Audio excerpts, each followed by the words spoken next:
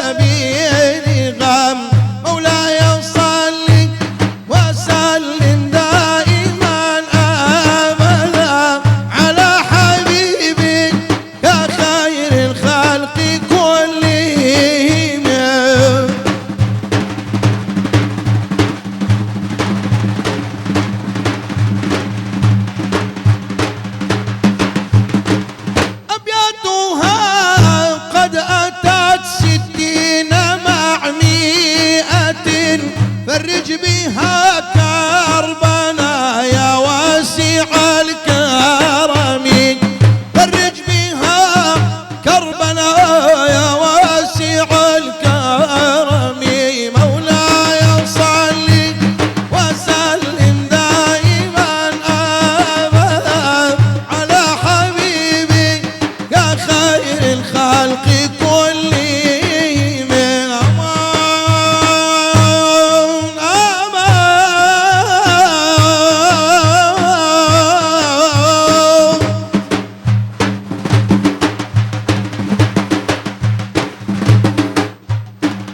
محمد سيد الكونين والثقلين والفريقين من عرب ومن عجم يابا.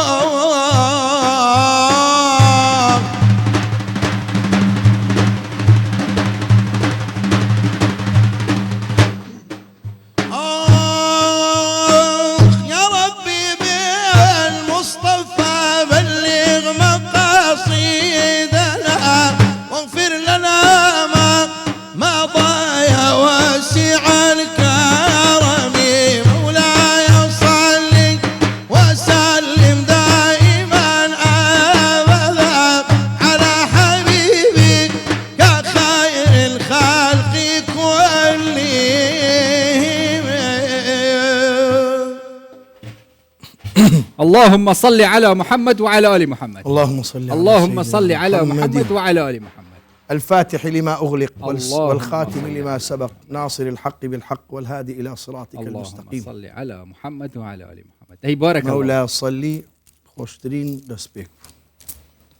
جزاك الله. جزاك الله. ويش وقت السرازي. زنابشت إن شاء الله. إن شاء الله أخو دونتج همي بخير. آمين يا رب. يا ربي دست أخو جماعة. و پاشی و 11 و پیروز و نوروز 2724 جیل و پیروز والتجي پیروز لا زنابشت پیروز والهمی تماشاوانش پیروز. ان شاء الله صالة خير وبركته بد، آمين. صالة صحته بد، صالة سرکفتنه بد، صالة خوشبینا بارد و خلکی بد، صالة چاره سرکردنا پرزگریک بد، تایبتی جیت نو بینا مازنا داد، نو بینا حولی رو بغداد. یا ربی اللهم آمین. يا رب العالمين. اللهم لا سهل إلا ما جعلته سهلا، اللهم آمين. وأنت تجعل الحزن إذا شئت سهلا. إن شاء الله إن شاء الله إن شاء الله. بلاش لو خوينا بو ملا تسمى ملا عندك تسندي. السلام عليكم. عليكم السلام. طبعا پیروز وای کرم بو نوروزی و سرسالانی و کردی ناو بینا والله ایک بجد چه نام تو ایک بجد چه بد روزه که خوش دستیشان کرنا سرساله که ان شاء الله اگر ناو برنامه پاشی وجدان پیروز وای که حساب کین ان شاء الله بنیت خیری مهود نه بنیت که جدا کرنت ناو بینا راو بو چون ان شاء الله خود همین روزا که روزت خوشی و سرکفتن آمین یا ربی نعمتا سرکفتی کرد و همی بسرمان و همی دنیای پاشی و 11 خود هست کنه برام 10 روزت اکی تمام بین چون تا ایدی ونزيك دەبینەوە هەر چوار ڕۆژمان ماوە ئەو ڕۆی لێدە ئەو بکەین تەواو بەیانیش ینی ئەو جار دەچینە پاش 15 دی دەبێتە ئەلوەدا زۆر والله وایە ینی أوله رحمة أوسطه مغفرة تا ئێستەمە لە مەغفیرەتەکەین إن شاء الله خۆی نزيك دبين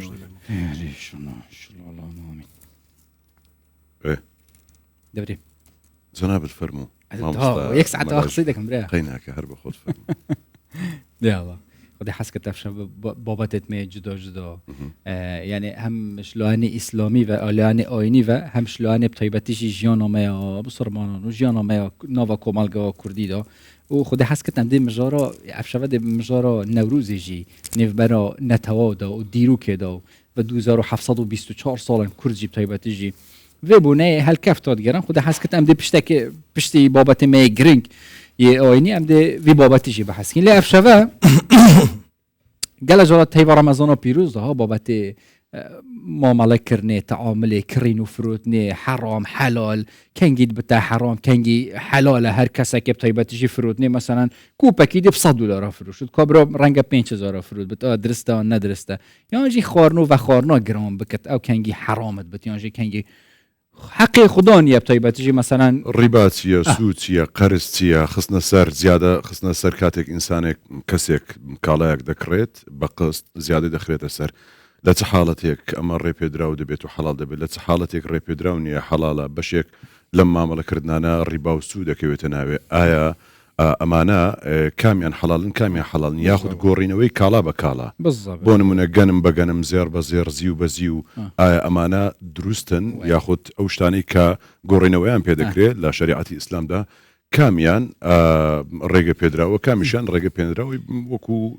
ناس وكو داق لباريو باس كرابيت رونو اشكراو اوانه شي كباس نكراو ايدي زانان لو باريو فتوى وقصي خويان سر اخفنا تجيبرو مثلا اوید محتاجات جیانه مثلا پیتوی جیانه خارنو و خارم برنجانان شکر آو نزانم چیه گل اوین مثلا موبایل خورا کریم مقصدم ام دیویجی بحث کن موبایلک پیتوی مثلا اگر نه محتاجات بد $2500 بکری مثلا اوش دبيتا حالتي تبذير يعني زيد الروي يعني اسراف تشتيك زيد الرويه ياخذ تبذيره تشتي شيء اسايه تا لتحالتك او انسان اگر هيبو يعني نيبو تونتونيا تبذير كردن فعلا هي دكيوتا قلبي ماملك كردنو كرنو فروشنوا تصيل السردكين نوبه خود لبینه هلو داب خیراتنا دکتور حسن پشدری یاری دادر جواتا بلند یا فتوای الهرم کردستان بکن دکتور تو گله بخیراتی گله خوشحالی علیکم السلام و رحمت الله و برکاته دکتور بریاردر انجمن فتوای یا بلند فتوای الهرم کردستان یا خوب بخیر سلام الدنيا ربي وفقنا مجلسێکی مبارەک و خۆشتان هەیە دەستان خۆش بێ بە تۆ جوانتر دەبی بەخێراتی ئەوەدانت کردەوە ئینشاڵڵا خودای قبیل کرد ڕەمەزان پیرۆز لە جەنابیشتان مبارەک و پیرۆز بێ خوای تەعالا بیکاتە مای خێر و بەرەکەت بۆ وڵاتمان بۆ کوردستانمان ئینشاءڵڵا یا خۆ بەخێر سەلامت یا ڕەبی دکتۆر باسی بابەتەکەمان لەسەر مامەڵەکردنە لە شریعەتی ئیسلامدا مامەڵەکردن چییە بخيراي باسيشي ليوبكين معاملة كردن لشريعة الإسلام دا تسيو تسونا بسم الله الرحمن الرحيم الحمد لله رب العالمين وأفضل الصلاة وأتم التسليم على سيدنا محمد وآله أجمعين بشكي دس خوشيتان لدكم بو أوتورا جرينجي هالتام جاردوا وصلاة ورزم بو ميوانا نبرزانتان وبو بينراني كردستان بالسوار خوي تعالى تعاتو عبادة كان لها ملا يقبولك مسألة معاملة عقدێکی دوولایەنەیە یان زاریوایە چەند لایەنەیە لە بینی چەند کەسێک دوو کەس یان زیاتر ڕوو دەدات دروست دەبێت ئەنجا زاریوا هەیە گۆڕینەوەی دوو کاڵایەکە پێی دەگوترێت مقایەڵە یان گۆڕینەوەی کاڵایەکە بە پارە بە نرخێک بە سەمەنێک ئەوە مامەڵەیە ئەنجا چەند زۆری هەیە تەمان زۆر فراوانترە لەوەی کە لە بەرنامەیەکی ئاوا هەموو زۆرەکانی باس بکرێت بەس مامەڵەی کڕین و فرۆشتن کە ئێمە بچووکی کەینەوە زۆرێکە لە مامەڵەکان بەگشتی دکتۆر سەردەمێ بەرێ و حتا سەردەمێ بەری 3-4 ساڵێکێژی بازارکردن کڕین و فروتن مامەڵەکردن تێدابی مەسەلەن داچی دابێژێ خودانێ دکانێ ئەف کوپە بچەندی دابێشتە $1500 دابێژێ پزارەکێ نایەت دابێشتە ناوەڵا 1400 بخوب بە اف سردەمەن و کەنام وایە نرخی هەر کۆڵایەکی لەسەر نوویسی ئۆتۆماتیکەن تو دەزانێ بە چەندێ بچەندێنینە ئەف کڕین و فروتنەوە درستە بیک و مرۆڤ مامەڵێت گەل کت مەسەرەن ئەvە کێمتر نایێت هەندێ هەندێنینە بەڵێ ئەو ئاساییە دروستە مادام ڕەزامەندی تێداوێ ئەساسی دروستی لەو جۆرە مامەڵانی کە باس کرد ڕەزامەندیە مادام تۆ بە ڕەزامەندی خۆت بەو سیعرە کەزانیت بیکڕی دروستە هەرچەندە ئەسڵ وایە ئەو مامەڵە هەر بمێنێ باشترە دایمەن نرخ خاتر و خوایشی تێدا بمێنێ باشترە بەڵام ئەوەش ئەگەر ڕەزامەندی تێدا بوو دروستە زۆر باشە وردە دینە سەربازەکە لەبەروی کاتەکە ئەوەن دنیا بە خۆشت ئاماژەت پێداوە فعلەن شەروایە مامەڵەکردن ینی بافقی معاملە ینی لە بەرنمەیەکی ئەوهادا بەیەک ئەڵقە و بەم کاتە تێران ناکات بە خێرایی دەمانوێت لەسەر باسەکان بڕۆن یەکسەر دەستین سەر و باسی کە زۆر شایە و زۆر بەناو بانگە خەڵکانێک زۆر پشتی پێدەبەستن لە کردن و فرۆشتندا ئەویش مەسەلەی قستە قست هەیە و لە چ حاڵەتێکدا حەڵالە کەیش حرام دەبێت قیستیش جۆرێکە لە مامەڵەی قەرز ئەویش بە قەرز فرۆشتنی کاڵا بە قەرز بە ئەقسات یان بەبێ ئەقساتیش دروستە مەسەرن بڵێ من ئەو کاڵایەت بە تۆ دەفرۆشم مانگێک کە پارەکەم بدێ یان 6 مانگی کە هەر مانگی بەشێکم بدێ و ئەقساتە دروستە بەڵام کەی حرام دەبێ وەکو جەنابەت فەرمووت کە ئەگەر هەندێ مەرجی خارجی تێکدەری تێدا بوو بۆ نمونە یەکێک لەو مەرجانە بڵێ ئەگەر لەو مەوعیدە نەتێنایەوە ئەوەندە پارەی بچێتە سەر ئەو دەبێتە ڕیبا یان ئەگەر بڵێ بۆ نمونە ئەگەر ئەو زووتر هێناتەوە هەر لەگەڵ یانێگە پارەی با ڕوونتر باسی بکەین مەسەلەن ئەمن عادەتەن ئێستەوەی با بخینە سیارە چکە سیارە زۆرە باشە سیارە ئەمن دەچم سیارەشی دەکڕم باشە بەنەقدی وازەحە با بڵێنە و سیارە بە $1 لە بازاڕێ بەڵام ئەمن دەفتەرێکم نییە دەمەوێت شتێک پێشەچی بدەم ئەویدی مانگانە بدەم عادەتەن زیادەی دێتە سەر باشە لە بۆ ساڵێک ئەوەندە دێتە سەر لە بۆ 2 ساڵ ئەوەندە دێتە سەر 3 ساڵ بەو شێوازە دێتە سەر ئەو حاڵەتە دروستە بەڵێ خۆی نابێ ئاوا بەو ئوسلوبە چونکە دەبێت دائیمەن سوورەتی معاملە بێتە سەر سوورەتێکی شەرعی بۆ نمونە نابێ بڵێ ئەگەر وا بوو ئەگەر وانە بوو ئەگەر ئەوەندەی زیادە بێتە سەر بڵێ کاکە من ئەو سیارەی لە تۆ دەکڕم بە 120 وەرەقە سیاری حەقیقیشی لە بازار 100 وەرەقەیە من بە 120 وەرەقە لە تۆی دەکڕم مانگی تۆ مەسەرەن 20 وەرەقە دەدەمێ ئێستایان 40 وەرەقە دەدەمێ ئەوی کەی مانگانە 10 وەرەقە دەدەمێ 5 وەرەقە دەدەمێ بۆ ماوەی 6 مانگ 7 مانگ 8 مانگ دکتۆر مامەڵەکردنەکەەوە هەنیە یانێ سو دەچیتە شوێنێک ئۆتۆمبیلێک دەکڕێکسە دەڵی کاکە بە چەنددا من بە قست دەمەوێت کابرا پێت دەڵێ بە 150 مەسەلەن ئێوە زۆر باش ئەو ئاساییە هەتاوێ باشە بەس کە بڵێ بۆ نمونە ئەگەر ئەم ساڵ هێناتەوە وڵا 120 وەرەقە بێ ئەگەر ساڵێکی هێناتەوە 150 وەرەقە بێ ئەگەر 2 ساڵێکی هێناتەوە 180 وەرەقە بێ ئەوە زۆر خراپە دەبێ یەکسەر ببڕێندرێتەوە لەو مەجلیسە مامەڵەکە عەقدەکە بنووسرێ بە ساڵێکە دەهێنمەوە بە 2 ساڵێکە دەهێنمەوە ئەوەندە زیادێت دەسێتە سەری مشکلە نییە بەس دوایی لە ئاخری سعری جوملەی سیارەکە دەنووسرێ مەسەرەن بۆ 150 وەرەقە ئیتر ئەوە 50 وەرەقەی پێشەکیدا ئەویکەی بە ئەقساط بۆ ماوەی ساڵێک 2 ساڵ ئەوەندە ئەقساتیش دەدەی یعنی تۆ دەبێ یەک مامەڵە بکەی دوایی لە کۆتاییدا ئەم قسانەی ئەوەڵی هەر ڕێکەوتن بوو قسەی ئەخیر نووسینی عەقدەکە دەبێتەوە یەک مامەڵە ئێمە بەستمەوەی هەر لە ئاخریشتا هەروە بڵێ کابرا پێت دەڵێ ئەگەر بە ساڵێک بیهێنی ئەوەندە دەستە سەر ئەگەر بە 2 ساڵ بێنی تاخیری بکەیت چەند تاخیری بکەی پارەکە دێتە سەر لە ئەوەڵی ڕێک بکەوی لەگەڵی مەسەڵەن دوایی لەسەر سیغەیەک ڕێک کاکە لەسەر 3 ساڵ ڕێک دەکەون کە زۆرترین بڕی دەچێتە سەر و کابرا وەک دەڵێ بای عرازی مشتری ڕازی هەردووچان ئەوە مامەڵەیەکی دروستە بەس کێشە لە یەکشتە کە گوتت لە دوای ینی لە ئاخیری گوتان دوای 3 ساڵەکە ئەگەر نەتهێنایەوە ئەو مەبلەغانت نێنایەوە ببێتە 2 دەفتەر دەفتەرێکی بێتە سەر 3 دەفتەری بێتە سەر ئەوە حرامە بەڵێ ئەوە دەبێتە ڕیبا ئێستا ئەو جۆرە مەرجە ئەوە هەر لە سەرەتاوە مامەڵەکە تێک دەدا ئەو جۆرە مەرجە لە کڕینی خان و شوقە و ئەوانەدا ئێستا زۆرە ئەوە بۆ خۆی ئەوەش کێشەیەکی کەیەوە ئەمە لە ئەنجومەنی باڵای فتوایەکشمان لەسەر ئەو بابەتە نووسیوە و داوە کە بەڕاستی نابێ ئەو مەرجە مەرجی پێبژاردننی دواکەوتنی قەرز دابدرێت و دەوێت لا ببرێت چونکە ئەو مەرجە مامەڵەکان تێک دەدا دەکرێت تۆ دەتوانی چەند ڕەهنی لێوەردەگری چەند کەفیلی لێوەردەگری چەند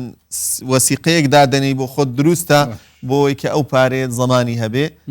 بەڵام ناکرێت تۆ لەسەر حسابی ڕیبەوی ئەو تا بەحسی ئەنجومەنەوە فتوای کرد هەرێمە کوردستان هینجی بڕیار دەرێت ئەنجومەنێنە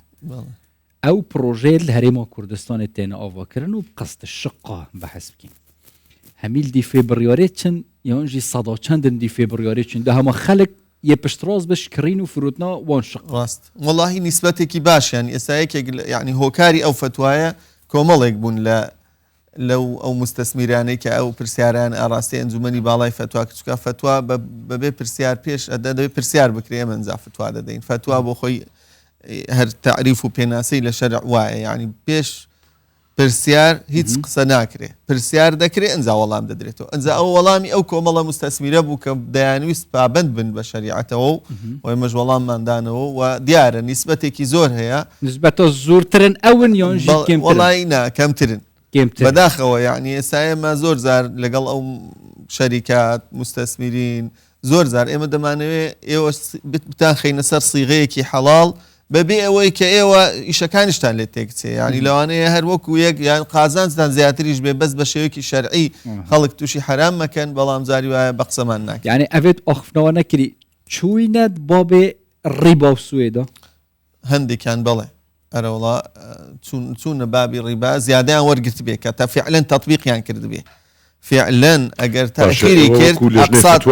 ئەگەر قەرزەکانی تاخیر کرد بێ ئەو زیادەی لێ وەرگرت بێ حتمما ڕیبای خواردووە باشە ئێوە وەکو لێژنەی فتووە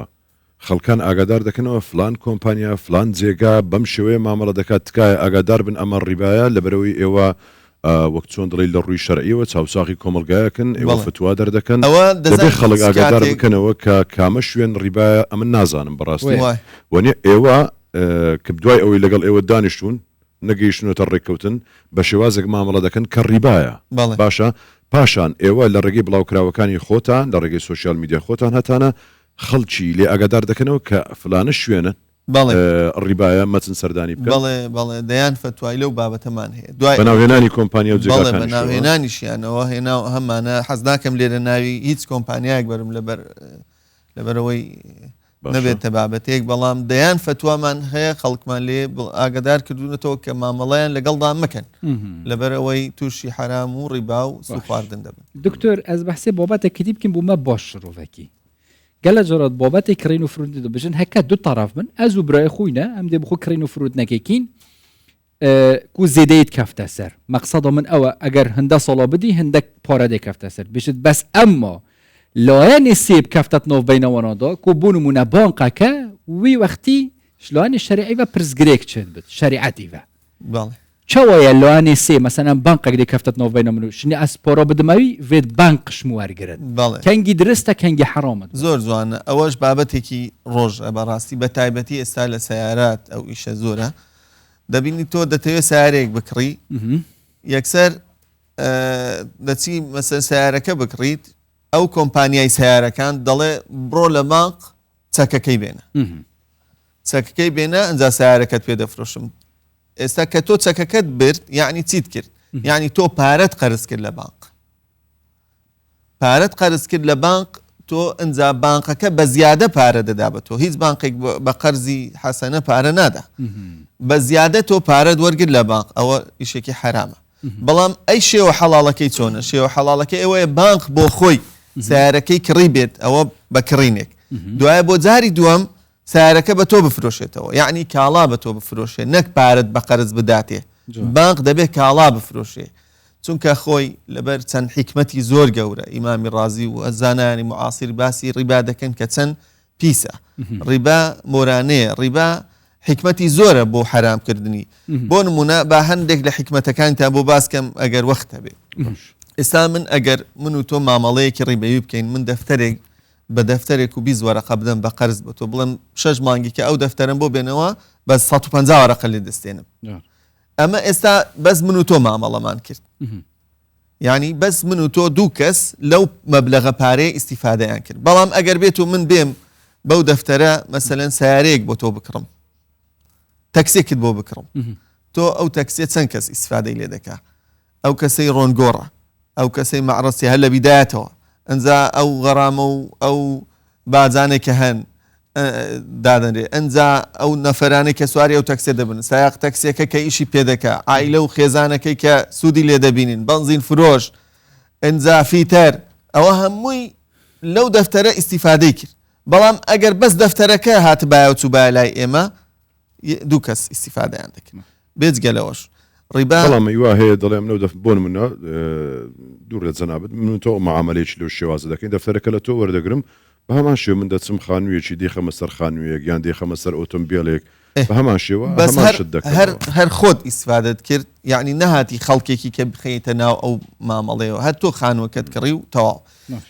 ئەنجا مەسەلەن لە ڕیبا حکمەتێکی کەی گەورە هەیە ینی خەڵکە دەوڵەمەندەکان دەوڵەمەند دەبن فەقیرەکانیش هەر فەقیر دەبن هەر دەوڵەمەند دەبێ هەر فەقیریش فەقیر پارە تەداول دەکا لە بینی خەڵکانێکی تایبەت ناچێتە ناو عمقی کۆمەلگاوە خودش تەڕۆزی بێت دەباسی فەقیری کرد فەقیرێکی هەژۆر ئەvە 10 ساڵە بێ خێزاندار و هەر یەت کریاوە پێچونە بیە خۆنێکی بخۆ بکرێت و هەر هەیف یە 200 دلار دێت ئەvە یشخینەوەی تێتەدا بانقێک دێ دەبشتی وەرە ئەزێ دوو دەفتەرە دمەتە پشتی هینگێ ئەو دوو دەفتەرە بوو من دوو دەفتەر و نیڤ وەزفڕینی مەسەلەن دێ زێدە چتە سەر تو دێ بیا خودان خۆنی و یەکی محتاجە محتاجات وەتکرد تشتێکی وسای حرام حەلال بێت ji بۆی ku ئەو کۆبرای فەقیر شوێ نەخۆشیە بێتە دەر یانژی باشترین ڕێک چیە بۆ وێ نەخۆشیە و ڕاستەر بێت باشترین ڕێگا خۆی بەڕاستی ئێمە ضروراتمان هەیە ضرورات و بیح المەحظورات ئەگە ئەو کابرایە ضرور بێ پارەی نەبێ کرێ بدات ماڵ و منداڵەکەی لەو جا دەکەوت بن یعنی یان مەسەلەن هەر جارەی لە خانوویەک و سووک ببن هیچ پارە نەبێ دەبێ هیچ شوێنێک نەبێ مەوایەکیان نەبێت دروستە ئەو کاتە ڕیبا دروستە بە پارە بە قەرز وەرگرن بۆ ستری ئەو عائیلە و ماڵ و منداڵی خۆیان ئەوە حاڵەتێکە تەنیا بۆ خانوو دەکرێت ئەوە وەڵا حاڵەت نەخۆشیشمان هەیە جاری وایە نەخۆشی ئەو حاڵەتانە هەن بەس ئەوە حاڵەتی زۆر تایبەتە چۆن ئەو حاڵەت فتوای گشتیان نییە ئەوانە ئەوە دەبێت فتوای تایبەت بێت مستەفتیەکە بێت لە مامۆستا بپرسیان لە لیژنەی فتوا پرسێ حاڵەتی خۆی بەیان بکە وەزعەکانی خۆی بەیان بکە هیچ مەخرەجێکی شەرعی نەمێنێ ئیتر فتوایەکی خاصی بۆ دەدرێت ئەلێرێک تووس ڕات دەگرم ینی بۆ ئەوەی شتەکە وەک خۆی بکات بۆ نمونێ کەسێک تەمەشامان دەکات ناتوانێت لەسەر ئەم ڕێیە بڵێ خۆم بە پێویست دەزانم بچێ جوابکات دەبێ بێتە لای لیژنەی فتوا ڕێگای پێ بدەن لەسەر ئاستی تاک ناو تایبەت زۆر جوانە ئەوە کەس ئێمە دەبینێ بچی حەق بەخۆی بدا بەم شوێنە کە سوورەتەکان جیاوازن حاڵەتەکان جیاوازن جا بۆیە ئەو پیاوە کە بێ خانوویەک بکڕێت لە ڕێگای بانقەوە بانق زۆر ئاسانە یعنی زۆر دەتوانێت هاوکارێکی باش بێ دەستبارێکی باش بێ بۆ فەقیرەکان بە حەڵاڵیش بابێت بە مڕابەحە بیکە مڕابەحە مەخرەجێکی زۆر باشە بۆ ئەو بابەتانە مڕابەحە ئەوەیە کە بانقەکە خانووەکە بۆ خۆی بکڕێت بە عقدێکی تایبەت خانووەکە دەکڕێ و دەبێتە مڵکی بانق ئەو خانووە کە هەندێک ئێستا الحەمدولillah هەندێک بانقی ئیسلامی هەیە هەندێک کۆمپانیا هەیە ئەو کارە دەکەن کە بوو بە مڵکی بانقەکە ئەنجادێ بە فەقیرەکەی دەفرۆشێتەوە بە زیاتر قەیستەکە بە 50 وەرەقە بە دەفتەرێک زیاتر بەس نابێ ئیستیغلالیش تێدا نەبێ گوناحە بە زیاتر پێی دەفرۆشێت و بە ئەقساط پێی دەفرۆشێت ئەوە هەردوو لا ئیستیفادەیان کرد و شتەکەش حەڵاڵ بوو هیچ کێشەشی نەبوو بەس وی وەختی وێت بانک پۆڕەش خودانی وەرگرت بەڵێ کۆبرای ئەمین بێت و متەمم بێت و دێ پۆروی ئێتا سەفڕاندن جوانە جا ئەو وەختە ئەگەر مۆزەف بێ با کەفیلی لێوەرگرێ ئەگەر شتێکێکی هەبێ با ڕەهنی لێوەرگرێ یان حتا ئێمە لە فتوایەکمان باسمان کردووە هەرچەند دوایی نهاتنە پێشەوە کۆمپانیەکە وەک پێویست ئێمە باسمان کردمان دەتوانی ئەو خانووە حیجزکەی حیجزێکی لەسەر دابنی ئەو پێت فرۆشتۆ بەس حیجزێکی لەسەر دابنی کە فێت فرۆشت و خانووەکەت دایە ئەنجا حیجزێکی دابنێ لەسەر ڕەهنێک داخار ئەینی ئەو خانووە بکەرەوە ڕەهن لەسەر قەرزەکەی خۆت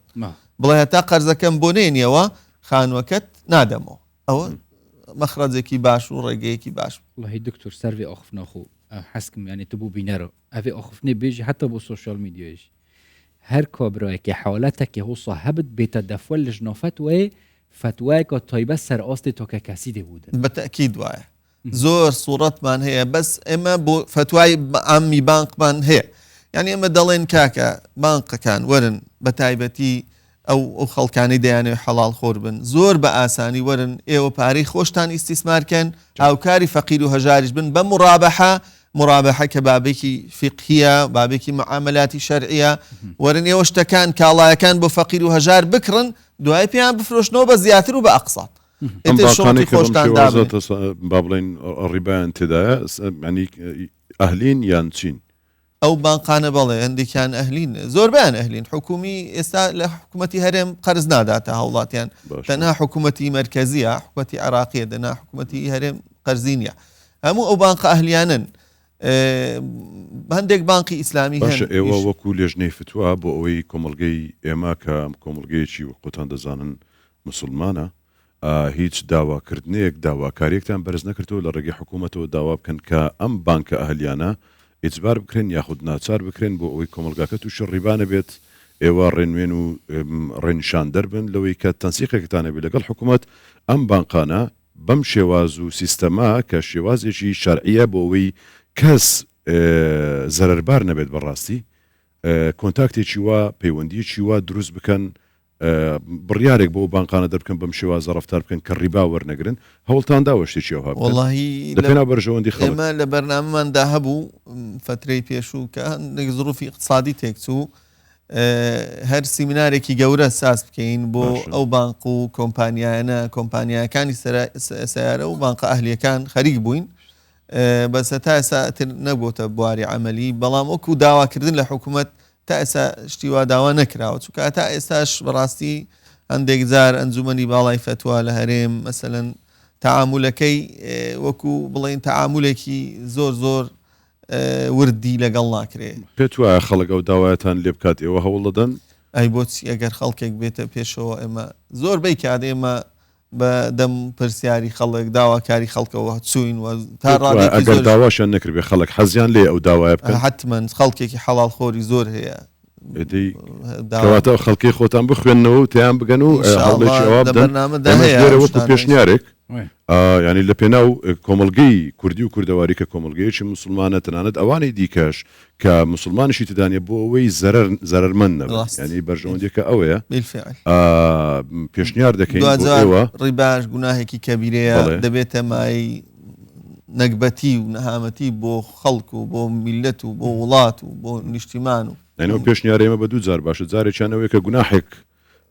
کەم دەکرێتەوە کە کەبیرەیە هەروەها لە بەرژەوەندی کۆمەلگەی خۆشمانە بۆی خەڵکی کەم دەرامەتیش زەرەرمەند نەبن بەڕاستی زۆرترین مامەڵەش بکەوێتە نێو بازاڕەکان ئەوە پێشنیارێکەوە هەوڵێک دەدەن ئینشاءالله چاوەڕێن ئینشاءالله هەر لەو ڕەمەزانی لێرە بیکەینە هەواڵێک اللهم آمین دکتۆر عینەن ئەو پرسیارەمە کردی بۆ کابراایەکی کوردستانی مە بەحث کرد بەس بۆ کابراایەکی ئەوروپا ژیت دەولەتێک وڵاتەکە غەیری ئیسلام تەنان فەڕەنسا یان بێئینانە ناوی دەیچەت خانی ژبانقی کرد زێدە چتە سەر و دیسۆژی یعنی ئەو خانە دیسە دەف بانقی وەکیتە گوتی ڕەهینەیە بەس بۆ بجا خودە زۆنت ئەو پارە دڵچتە ئێتە سەرفکردن چۆ دەولەتە عمرێت گەل کرد بوو کابراایەک ئەوروپا بژیت درستە ئەو بەڵێ خۆی ئەمە ئەوەش یەکێکە لەو پرسیارانەی کە لێمان کراوە ئێمە قاعدەیەکی فقهیمان هەیە الفتوى يتغير بحسب الزمان والمكان والأشخاص والأحوال فتوى دەگۆڕێ بە پێی کات و زەمان چکە فتوى جیایە لەگەڵ حکم لەگەڵ ئاەت و حەدیث ئەمە مەفهومی ئاەت و حەدیثەکانە وەری دەگرین فتوى بەو شێوەیە بە پێی ئەوە بۆ کەسێکی کوردستانی دروست نییە بەس بۆ کەسێکی ئەوروپی مەجموعی فقهی ئەوروپی کە یەکێکە مەجلیسێکی فتوایە فتوای داوە بۆ ئەو کەسانێک کە دەتوانن لە ڕێگای بانقەوە خانوو بکڕن لەبەرەوەی ئەو کەسێک کە خانووەکە دەکڕێ کرێیەکەش ئەو کرێی دەیدا زۆرترە لە ئەقساتی خانووەکەی بۆیە دەبێتە خاوەن خانووە جالەیەکی جالەی مسلمان لەوێ زۆر دەبێ و خاوەن مڵک دەبێ خاوەن ئەرز دەبێ زۆر ئاساییە شتێکی باشە و فتوایەکی باشە و ئەگەر ئەوان ئیش بەو فتوایە بکەن ئەو نوع کەسانە زۆر باشە یعنی ڕێگەشیان پێدراوە ئەوانەش هەموو زانای بەرزن زانای گەورن کە ئەو فتوانەیان داوە چونکە لە مەسلحەتی ئەو خەڵکە فەقیر و هەژار و مسلمانەیە چونکە دوجار کە کرێتی کە مەسەلەن 20 ساڵ 30 ساڵ کرێ دەدا دوای دەری دەکەن هیچی نییە بەس ئەگەر ئەوە ببێتە ئەقساتی خانووەکەی دەبێتە خاوەن خانوو بە سعرێکی کەمتریش باشە بابەتێکی دیکە ئەویش مەسەلەی قەرزکردن بۆ نمونە من قەرز دەدەم بە یەکێک بە دۆلار و پاشان ئەو بە دینار دەمداتەوە ئەوە ئاساییە ئەم شێوازی دانەوەی قەرزە بە دینار و دۆلار والله گۆڕینی عملە لە قەرزدا دوو مەرجی هەیە گۆڕینی عملە دەبێت ئەو دوو مەرجە بێتە دی ئەگەر ئەو دوو مەرجە نەهاتە دی ئیشەکە غەڵەتە و ناشەرعیە بەتایبەتی ئەو ئاخیرە کە مەسەلەن فەرق هەبوو لە بینی سعری ڕسمی دۆلار و سعری بازار ئیتر ئەو نوع کۆمپانیا و شتەکان داهاتن قەرزەکانی وەردەگرتەوە بە دینار لە خەڵکەکان ئەوە ئێمە ئەوەشمان ڕێنماییمان کردن کە دەبێ دوو مەرجەکە بهێنە دی یەکەم دەبێ بەڕاستی یان بە عینی عملە پارەکە وەرگرینەوە دۆلار بە دۆلار وەربگیرێتەوە یان بە سعری ڕۆژ وەربگیرێتەوە دۆلار یان لە جیاتی دینار بە سعری بازار وەربگیرێتەوە ئەو ڕۆژی بۆ نمونە من 5 ماک پێش ئێستا من 100 دلارم لە جەنابەت بە قەرز وەرگرتووە بۆ نمونە ئەو ڕۆ بۆتی دێنمەوە بەڵام بە پارە دەیهێنمەوە ئەمڕۆ دۆلار بە چەند بوو دەبێ ئەوەندە بدەیتەوە ئەگەر سەرەتا ڕێککەوت بین تۆ بە منت گوت بێت هەندرێن ئەگەر پاش 5 مانجی دیکەم 100 دلارم دەدەیەوە بە هەمان سعری ئێستای کە پارەکەت پێ دەدەم ئەوە غەڵەتە نابێت نەخێر ئەوە دەبێتەوە ڕیبا دەبێ یان دۆلاری بدەیتەوە یان دیناری بدەیتەوە بە سعری ئەمڕۆ و زۆر زار تاوانەوە ئێستا کۆمپانیاکانی دەرمان زۆر کێشەیان هەبووە زۆر زار یان کۆمپانیە گەورەکانی ئازوقە و ئەوانە زۆر زار بە ئەمیلەکانی خۆیانیان دەگوت دەیانگوت کاکە پارەمان بۆ بێنن دینارمان بۆ بێنەوە ئەگە قەرزەکانتان زوو بێنەوە بۆ هەتا سەریمان قەرزەکانم بۆ بێنیەوە من ئەوەندە دۆلارت بە ئەوەندە بۆ دەشکێنمەوە چکە قەرزیان بە دۆلار داونێ ئێستا دیناریان لێ وەردەگرن چکاوان لەگەڵ حکوومەتی مەرکەزی و لە مناسەکانی ئەلکترۆنیەکان پارە بە سعری ڕسمی وەردەگرن دۆلار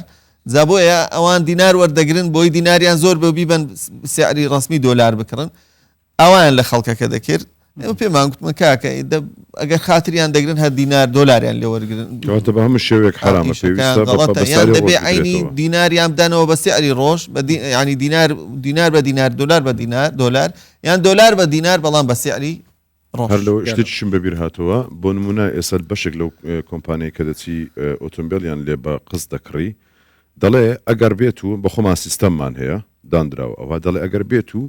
بۆ نمونە تۆ بە 3 ساڵ قستەکە دەدەیەوە بەڵام ئەگەر هاتوو زووتر قستەکەت بدەوە ئەمە بۆ نمونە لە 100 یان لە 100 ئەوەندە بە خۆمان لێت خۆش دەبین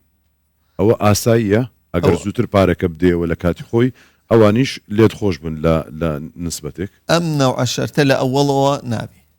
بەڵام دوایی کە مامەڵەکە کرا و ئەوانە دوای تۆ پارەیەکت هاتە دە زوو قەرزەکەی خۆتت دایەوە ئەویش یارمەتی دای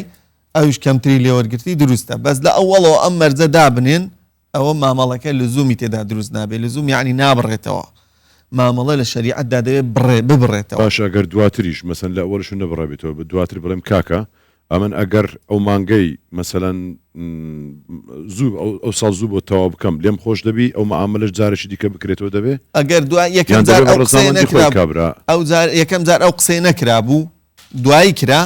ئەوە دەمێنێتەوە سەر ڕەزامەندی ئەگە هەردووکیان ڕازی بوون ئاساییە ئەگەر ڕازی نەبوون ئاسایی نییە دکتۆر ئێک چ دوو تڕۆمبیلا کڕەتە بقست و زێدەژیت کەفتە سەر و پارێکێ زۆرە وان دو تڕۆمبیلا دەفروشت بازاری کێمتر شوێ سعرا کڕی و حتا بقزجی دا بخۆ تجارەتێ پێ بکەت بەڵێ ئەvەوە درستە قستەکەشی هەر لە سەرمان دروستە ئەوە کارێکی دروستە پێی دەگوتێ التەوەڕق تەوەڕقی غیر منظم یعنی ئەوە تەوەڕقە دروستە دەتەوێت پارەیەکت بێتە دەست ئەتۆ مەسەلەن دەچی سارێک دەکڕی بە قیست دوایی بە حازر دەیفرۆشیەوە بە کەسێکە بەس مەرجێکی هەیە مەرجەکەیەوە بە عینی کەسی نەفرۆشیەوە کە لێت کڕیوە ئەگە بە عینی کەست فرۆشتەوە پێی دەگوترێت بەیع العینە و نابێ بەڵام ئەگەر بە کەسێک کێت فرۆشتەوە بەس بۆی پارە بێتە دەستت حاجەتێکت هەیە ئەوە دروستە بەڵام عولەما دەفەرمون ئەم کەسە نابێ ئەو شتە بکاتە عادەتی خۆی خەڵک ئێستا زۆربەی بۆی بۆ خەڵکی ڕوون بێ ئەم کارە لە کارتی مۆبایلدا دەکات کارتی مۆبایل مەسەلەن دەچێ بایی دەفتەرێک کارتی مۆبایل دەکڕێت دوایی بە قیست دەیکڕێ بە قەرز دەیکڕێ لە کەسێک دوایی دەچێ بە حازر دەیفرۆشێتەوە ئەو کەسەی بە قەرز دەیداتێ بە گرانتر لە سیاری خۆی دەیداتێ کارتەکان دوایی ئەو دەچێت لە دەرەوە بە هەرزانتر دەیفرۆشێتەوە بۆ ئەوی پارەی بێتە دەست مانگانش پارە دەداتەوە ئەو کەسەی کە لێ کڕیوە تەنها مەرجەکەی ئەوەیە کە نابێت بە عینی شخصی بفرۆشێتەوە کە لێ کڕیوە دەنا ئەوە دروستە بەڵام ئەو کەسە نابێ ئەو ئیشە بکاتە عادەتی خۆی یعنی عادەت چەند جۆرە مەسەلەن بوو کەسێکی هەیە مەسەلەن بۆ نمونە تۆ هەموو ڕۆژێ ئەو بکێ مامەڵەی خۆت ئەوە نابێت چونکە ئەو کەسە تووشی زەرێکی زۆر دەبێ و زوو ئیفلاس دەکات بەڵام ئێستا بۆ نمونە دوو لە ڕوتان نەخۆشیەکە یان خانی دروست دەکەی خانێک دەکڕی سارێکە پێویستە بیگۆڕی یان دیگ ئەوە حاڵەتێکی ئاوا دەکەی احتیاتیە باشە مامۆستا وڵە بابەتێک ماشەڵڵا و قسێ موزوعی ئەو بابەتە هەر قسێ زۆر بۆ نمونە ئەتو بە من دەڵێ هەندرێن سیارەیەکم بۆ بکڕە باشە ژوان سیارێکی هەیە دێم ئەمن یەک فلس نادەمەوە بەڕاستی دێم ڕێ دەکەوم سیارەکەی مەسن بە مەبلەغێک دەکڕم باشە پاشان ئەمن دێم ئەو سیارەیە دەفرۆشمە تو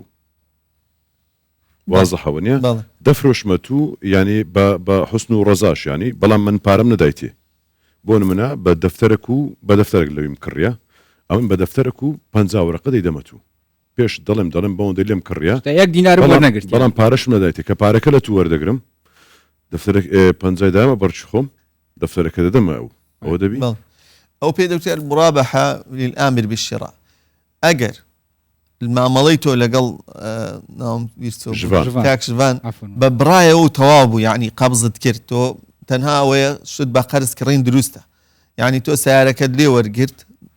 لێ وەرگرت و سویت وەرگرت و عەقدتان کرد و لەگەڵ کاکشڤان مشکلە نییە چکەشنی کڕینی شت بە قەرز دروستە ئەوە گەر تۆ بە تەواوی مامەڵەکەت بە تەواوی لەگەڵ ئەو کرده بوو دروستە بە زیاتر بیفرۆشیەوە بە من بە شەرتێک من ئاگادار بم لە سعر و لە شتەکان یەک مەرجی کە هەیە ئەگەر ئاگادار نەبووی نابێ ئاگاداری چیان بی من یان مڕابەحە دەبێ من ئاگادار بم چەند قازانج لە من دەستێنی چکە سعر دەبێ نابێ فێڵ دروست بێ ئەنجا شتێکی کە هەیە خۆی بەیع المەبیع قبل قبضه دروست نییە فرۆشتنی کاڵا پێشەوەی تۆ وەریگری و ببێتێکی تۆ بە تەواوی نابێ ئەگەر تۆ سیارەکە بەس وەرگری و ئیتر زارێ یعنی کڕین و فرۆشتنێکی واتان نەکردووە هەر ئەوەیە دوای بەمنی فرۆشتەوە نابێت دەوێت بە تەواوی ببێتەهی تۆ سیارەکە مڵکی تۆ قەینا بە قەرزیش بێ مشکلە نییە ئەنجا بەمنی بفرۆشیوە منیش بزانم مڕابەحەیە ئەو وەختێک الآمر بالشراء کە بە مڕابەحە بێ یعنی ئەو وەختە تۆ دەڵێ کاکە من ئەو سیارەیەت بۆ دەکڕم لە فڵان کەس لە کاکشڤان بۆ دەکڕم من بۆەوەندە دەیکڕم بەوەندەش پێ دەفرۆشمەوە بە ئەقسات قەیناک دروست خودش تەڕازی بە دکتۆر کورت و کرمۆنجی بۆ هەمی وەرگرە ئەvê نوکەمەت بینن و بێژنە خەلکی هەمیە ئەڤ دکتۆریل vêrê ئەو بڕیاردەرێ ئەنجومەنێ فتوایە هەرێما کوردستانê هەرکە شوە بازارێکی کرین و فرۆتنێ هەبت یê دوودل بت سەر کار ڕیبایە حەرامە حەلالە درستە نەڕیبایە دێچنە دەفلژنۆنە فتوایە ئەو دێ بووە یا درست بێژن خێر و گوناژی سڵی وانە وانە دکتۆر بریان دەگات خێرە یەک بابەتیت کە زۆر زۆر هەر ئەو پرسیارە ئێستا زۆرێک لە خانمان ئەوەندەی کە ئاگادارم برادەران وشتم هەیە مەسەن کە زێڕنگرن بۆ نمونە ملوانکەیەکی زێڕیان پێەیە ئەتو دەفتەرەکەی من بینەوە دەفتەری چ هەرەوە مابوو دەیدەمە مەسەلەن دەیدەمە کە ئەو زێڕنگرە دەفرۆشم دەیدەمە ینی دەیگۆڕمەوە بەوەی ئەوەش هەر زێڕە باشە ئەوە زێڕە ئەویش زێڕە دەیگۆڕمەوە لەگەڵی ئەو پارەکەی زیاترە کەمترە فەرقەکە و دەیداتە منیان ئەم دەیدەمەوی دروستە گۆڕینەوەی زێر دروست نییە بە زیاد و کەم دەبێت ڕێک وەک یەک بێ مەسەڵەن ئەوەی من زیاتر بوو دروست نییە ئەو وەختە ڕێگەیەکی کەی هەیە دایما شریعەت ڕێگەی شەرعی بۆ خەڵکدا دەنێ هەر یەکسەر شتەکە حرام بێ و هیچ کە نەبێ نا مەخرەجی شەرعی هەیە ئەو وەختە تۆ زێڕەکەی خۆت بفرۆشە بە پارە لێ وەرگرە هەر هەمان کەس زێڕەکەی پێ بفرۆشە مەسەلەن زێڕەکەی پێ بفرۆشە و پارەکەی لێ وەربگرێت پارەکەم لێ وەرنەگرتووی دەبێت لێ وەرگری هەر لە نابێ ئەوە گۆڕینەوەی زێر بە زێر دەبێ مسقاڵیان وەک یەک بێ عیاریشان وەک یەک بێ ناتوانی زیاد و کەم زێر بە زێر پێغەمبەر صلی الله علیه و سلم دەفەرمێ الذهب بالذهب والفضة بالفضة مثلا بمثلها سێ مەرجی هەیە دەبێ وەک یەک بن دەبێت دەست بە دەست وەری بگرێ نابێ قەرزشی تێدا بێ ناخێر زێر بە قەرز کڕین نابێ ئەوەش یەکێکە لەو بابەتانەی کە خەڵک زۆر زار تووشی دەبێ و نەکات تۆ دەچی زاری وایە مەسەن بووکێکە شتێک پارەیان لێ دەبڕێ نابێ بە قەرز زێڕەکە بکڕن دەبێت بە قەرز ڕیبایە بەڵێ یەکێکە لە ڕیبەلیەدی پێدەگوتری نابێت زێر بە قەرز بکڕە زێڕش پارێ وەک وایە پارە بە پارە بێ بەس دەست بە دەست نەبێ پارە دۆلار بە دیناریش بە دەبێت دەست بە دەست بێ نابێ نابێ بە زیاد نابێ بە قەرز بێ ئەوە باسم کرد هەر یەکێک پرسیارێکی هەیە بستە لای لژنەی فتووە ئەوە لە هەمووی مهمترە دکتۆر دەستان خۆش بێ ئیشڵە خودش تەڕۆزی بێت سپاس دەکەین وەختێمە گەلێکێکیم بیانێ بابەت گەلێکی بەرفرە بەس ئیشڵە مەهێشتایتمان شەف خودە حەز کردێ شەوێت بێژی بابەتی بەحەسکن گەلە خۆشحاڵ بین گەلە بخێراتی دکتۆر گەلە خۆشحاڵ بین خودی خێرا بنوێست یا ڕەبی ئەم گەلە مەمنونێت خودی خێرا بنوێست ئیشڵە گەلە خۆشحاڵ بین بخێر بێ حاضر بینەوە ئەفشەوە زۆر سپاس خوا پاداش داتەوە سەرکەوتنیەوە شڵە خودش تەڕۆزی بێت تو بینە دەفتەرەکەم بینە هەرۆما پرسیاری دەکات دەزانین کووە ئەوەیە ئینسان سەری لێ دەشوێ ئەوەی منە ئەوە وەخت بوو تەزبیحەکەم بڕوا دەفتەرەکەم لێ ڕوێ بە دوو دقەی دەفتەرەک و تەزبیحەکەم نمونە دەین وایە هەتا بە خۆمان لێرە بنۆ خەرج بکەنە نمونە بڕوا ناوێ خودێ لێ بینێم یا الله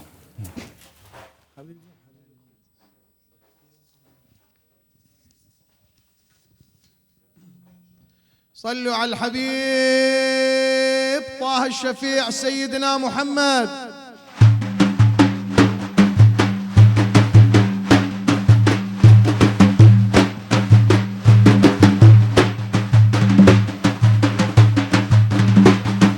حبيب أخوات أذاني بهم لا عالم بيه مبالاة لا طفل سينا رش وظلم بايش وسار بسودات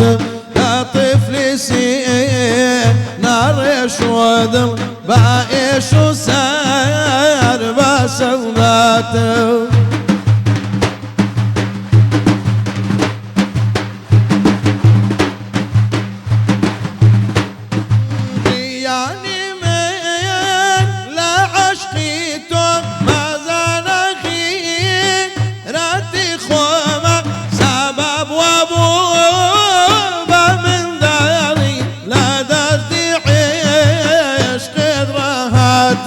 سبب وابو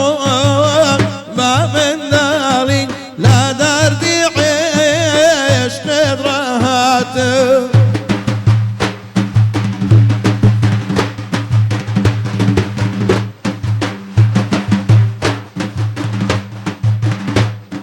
صارت بقات هموم عيبة لا زاهدوا سكم نابر لا مولى سون بنيكم إذا يبا يا غلط أقر رحمي بكيسون شي غريب شيري درقات أقر رحمي بكيسون شي غريب شيري درقات.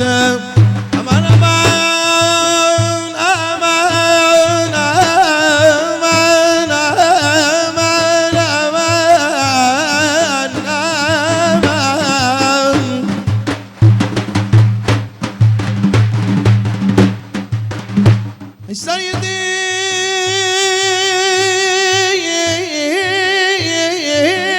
سردار يمين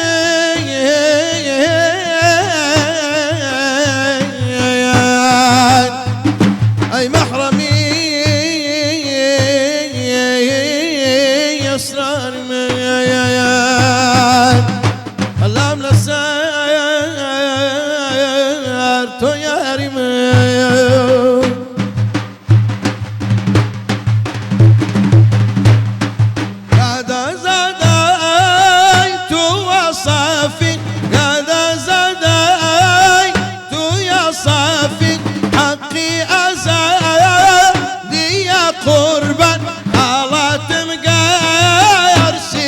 سذبن ممنوني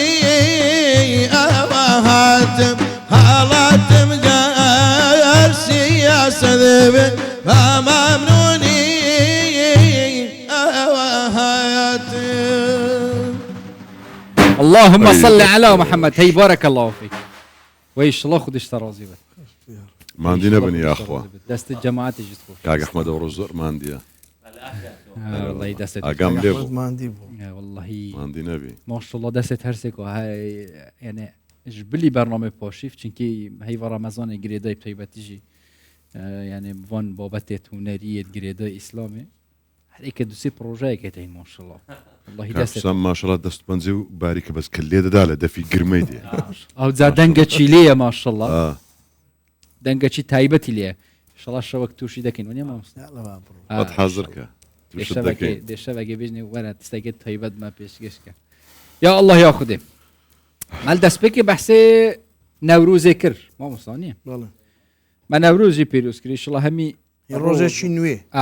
يعني نوروز يعني روزة روزاني. شنوية نوروش نيروز يعني يوم جديد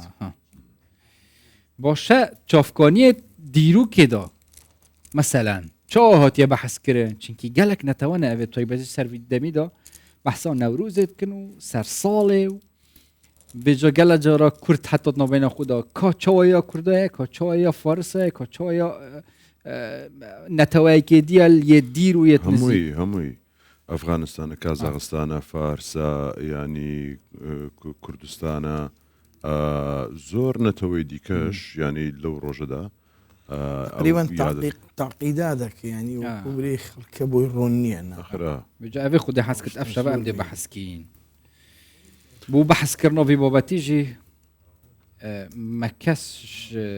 دكتوره كي عزيز فارتر نديد قال اجرا بحث ديرو كتو برنامجيه طيبات جي كردستان 24 هي الحمد لله سپاس بخدا هر شف وهر روز يعني بشتي فطاري او مهوان كردستان 24 مالويه افشا وجه خدا حس كده ديال مدى الدكتور فرصت من اي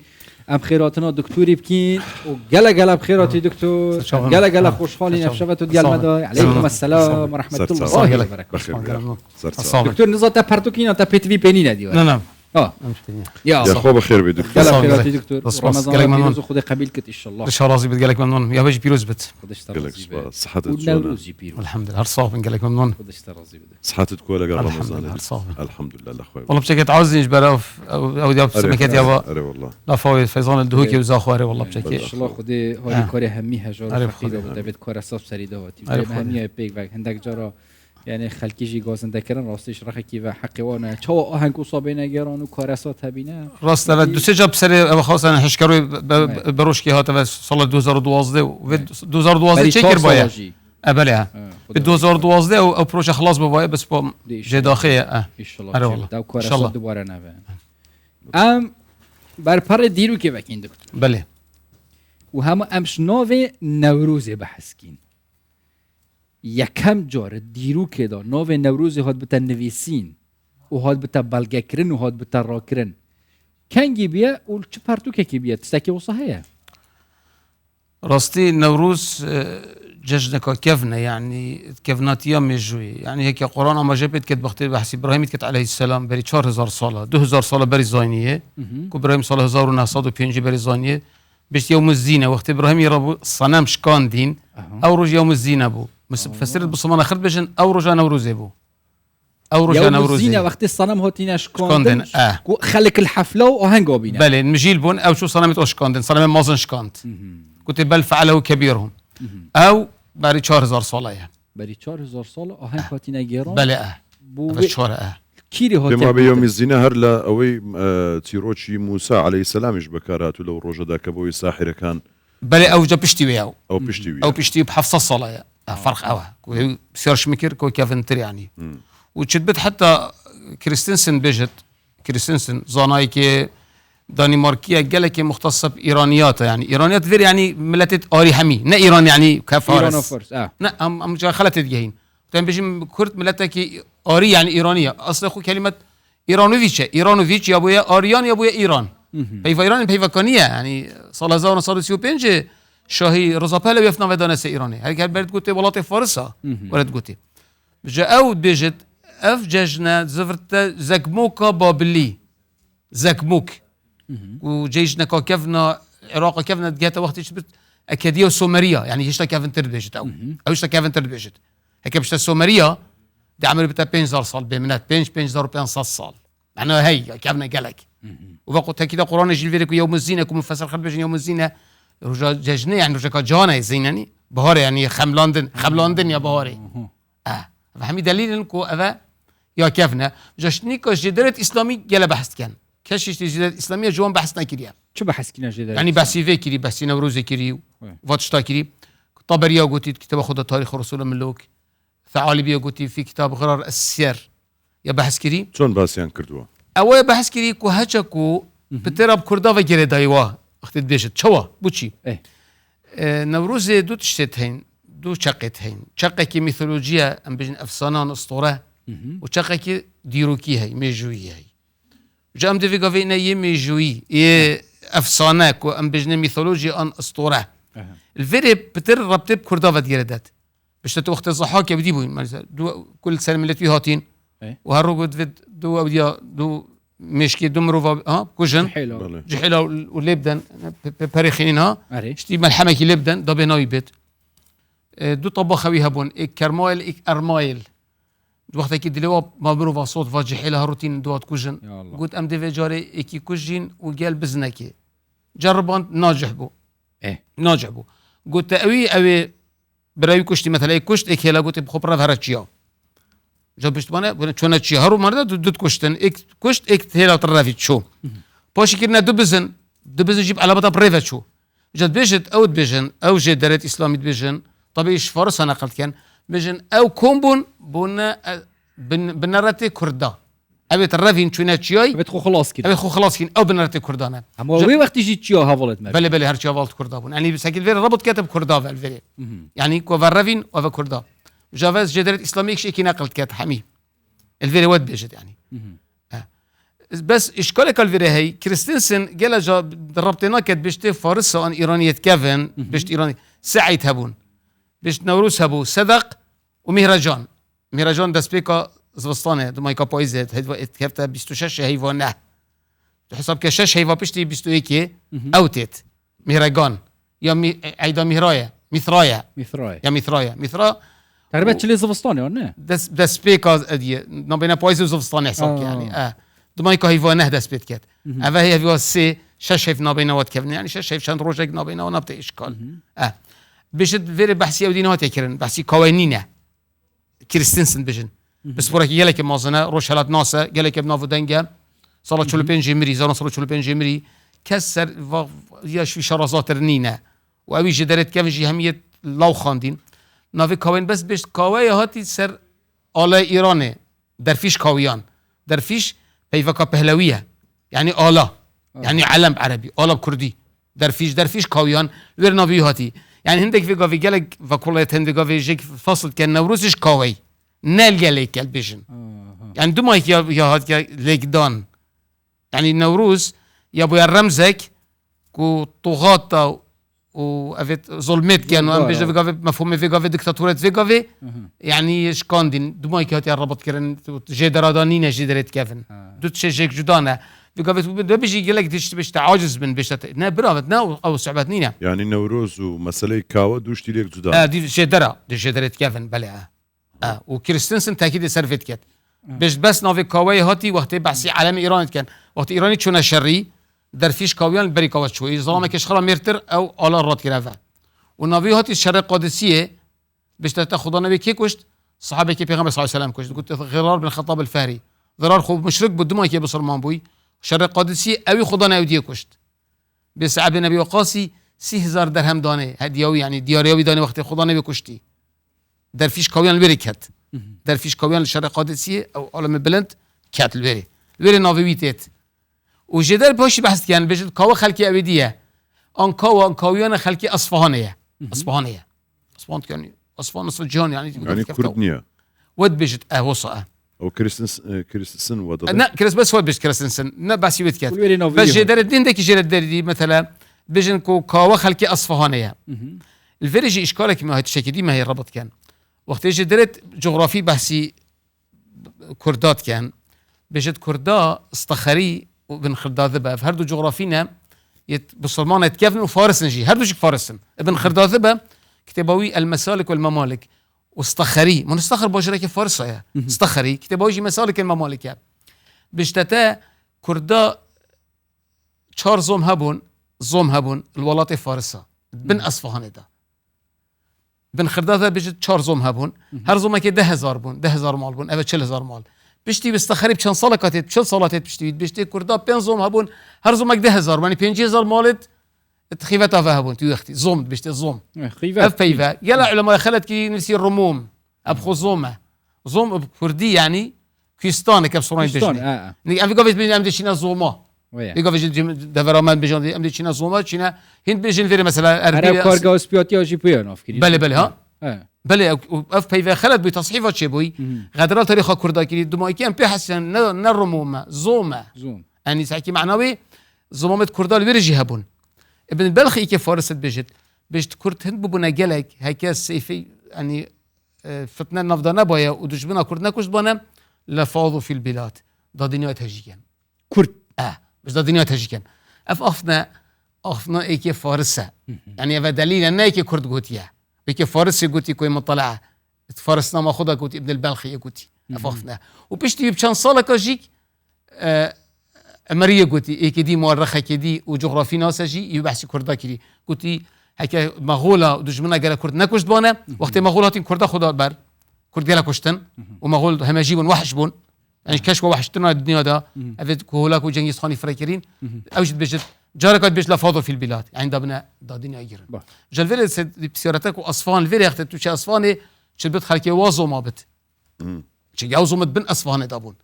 راس أصفان في قفيا فارسايا فارس بجن أصفان نصف جيهان بس بن دابو نبيناوي نبينا خليجي أوزمت كردال ويربون بس شلات في قفيا نما في قفيا تبيج هري ما فارسا كرد لهنا في قفيا نين هري ما فارسا فارس صرف فارسا هي فترجي كردايا أصلا يعني ويري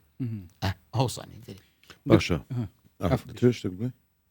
باشا ما بس موية أو ملحمية أو أفسانية كباس شد كرد زحاك بمشي وازو ومارو دبوا جنزي بو سر بري أوشتانا أما تنيا أفسانية كيان ميجونوسان سوان باس لو دكان حقيقتي هي قابلة إنسانك بيتو مار لشاخ يعني لشاني هبيتو أو بابتانا حقيقتي هي دكتورة خدي إيك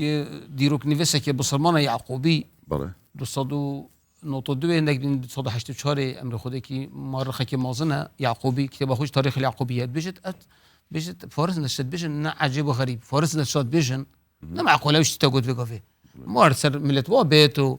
وبيش كيمروفا بدني وحتى بهناوي بيت وتشكي هو صابت مش تشيء منطقي أنا معقولة أفتش بيش تما فارس بخد شكري سواتو هاد ملحميك وكو مسألة قلقامش بالفعل وكو بابتيشي أو هاي يعني كإنسانك أو شوازي أسبا وسري مروفا بمشوازة الدروة يعني ملحمة أواني أفسانة كاني بيشانا وكو حقيقتي نية برام تيروك كهينا وتشيكا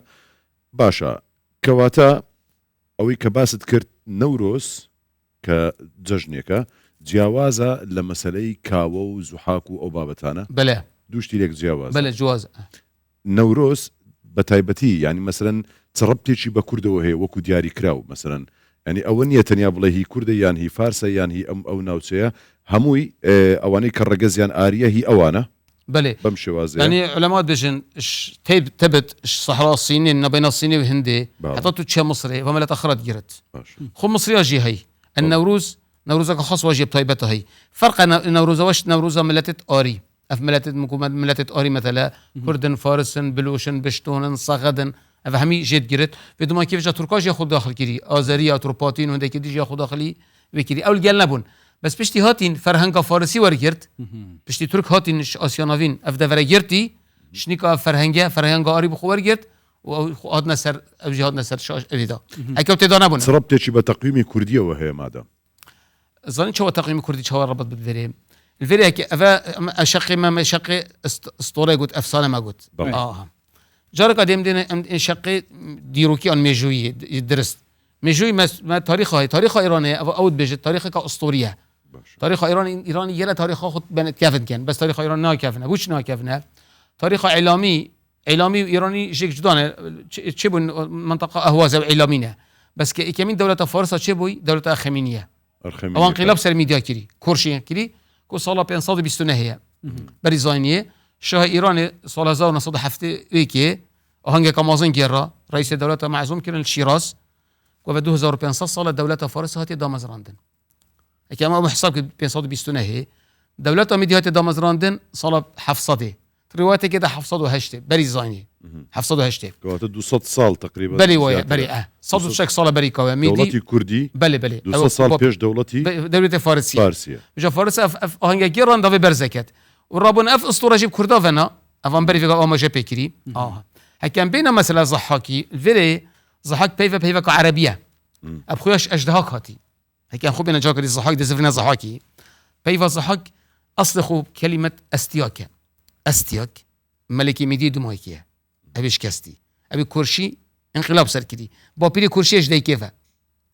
يعني كرش كورجينكاكيه او جنك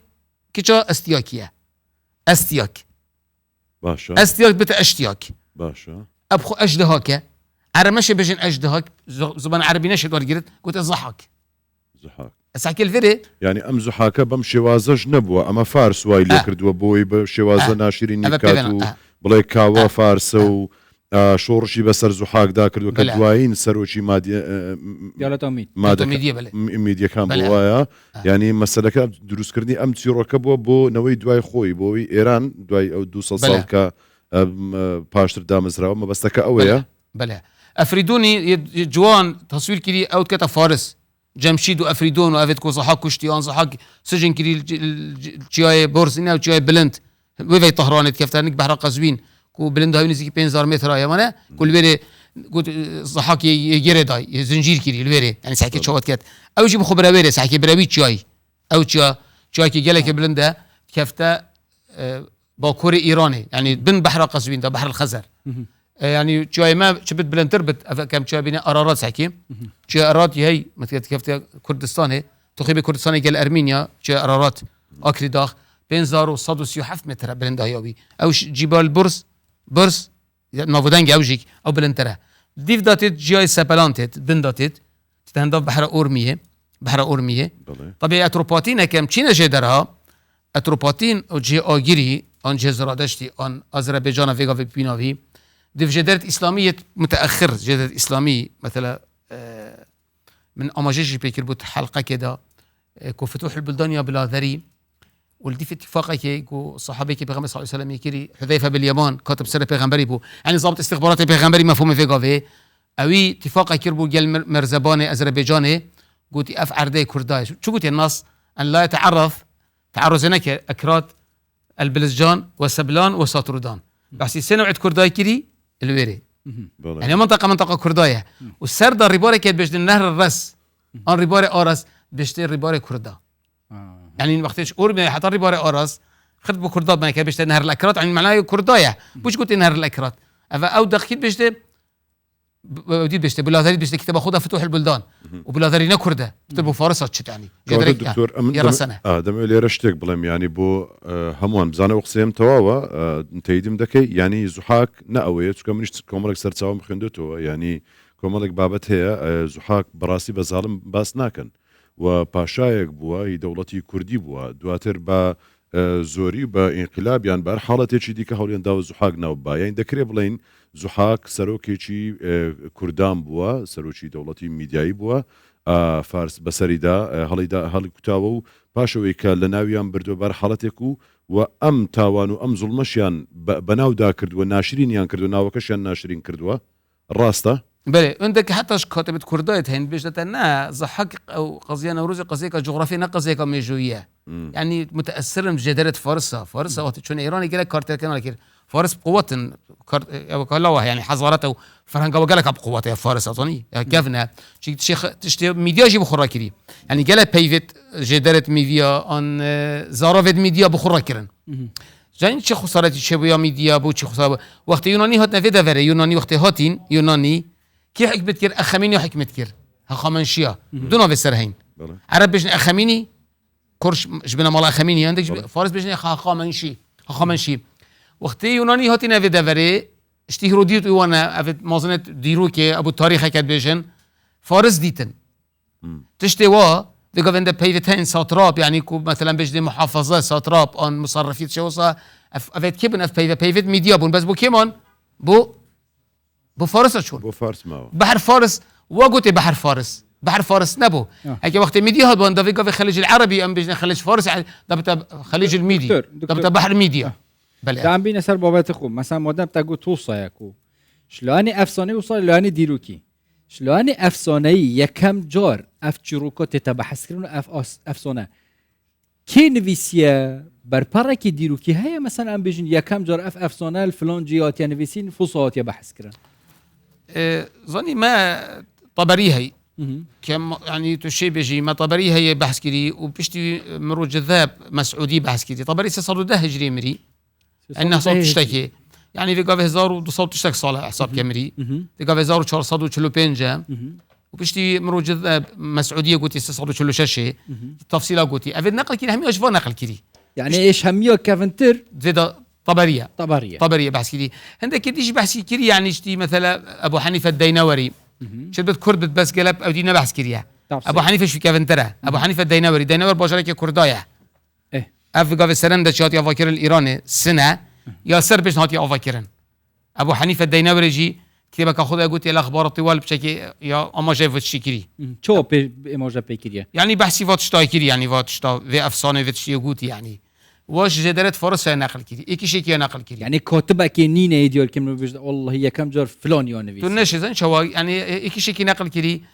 علامتها يعني بس تفصيل قال جوانا خفتي سرك وقال بحث كوديا كري طبريه وثعالبي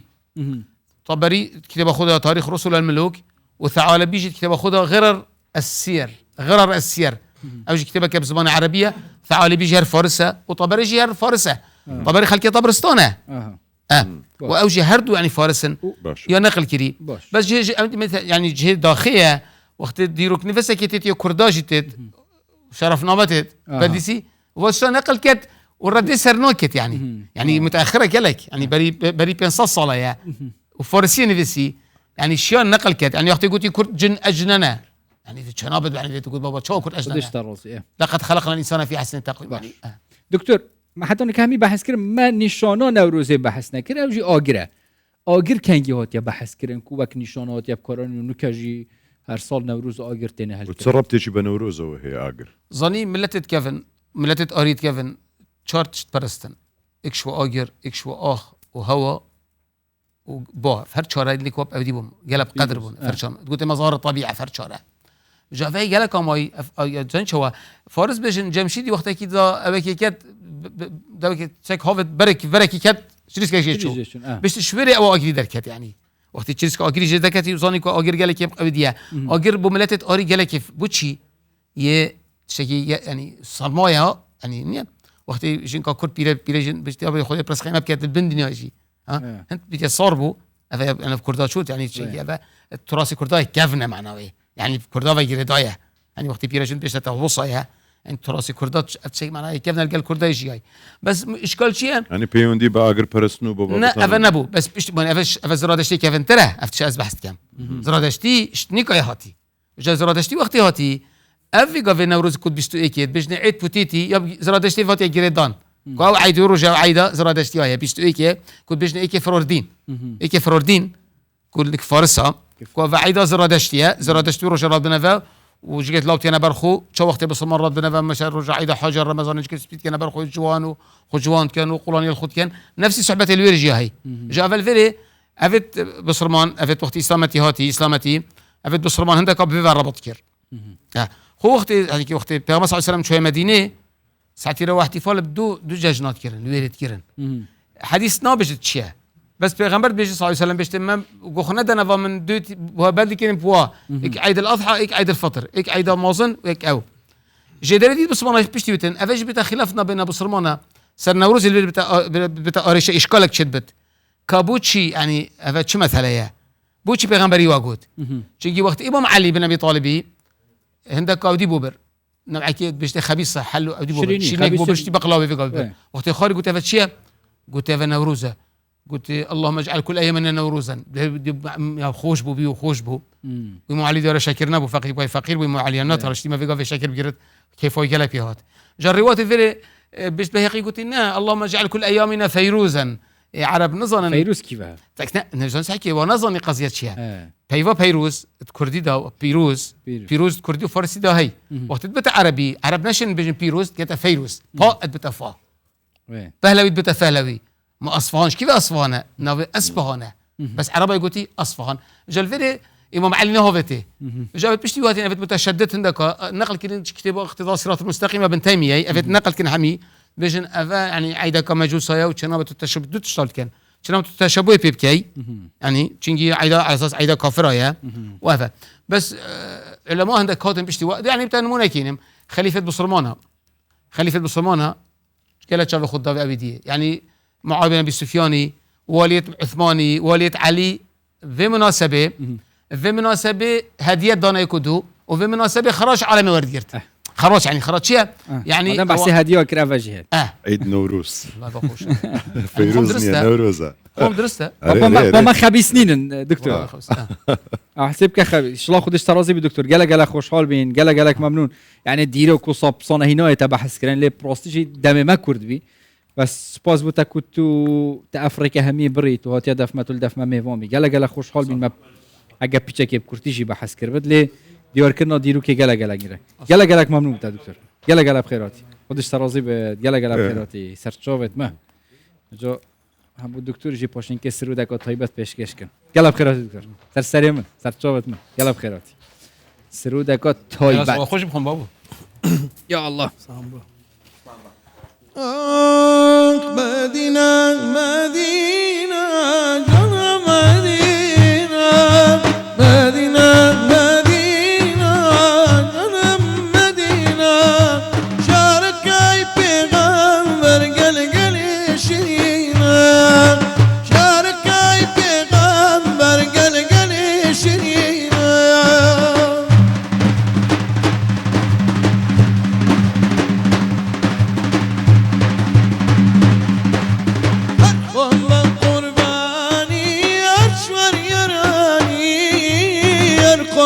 قرباني أشور يراني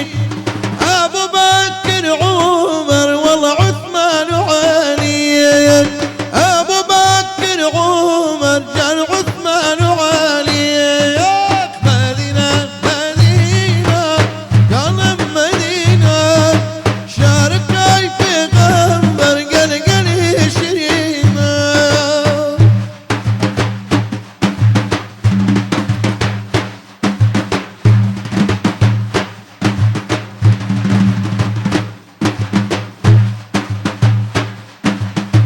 قم قرباني قباي سويتو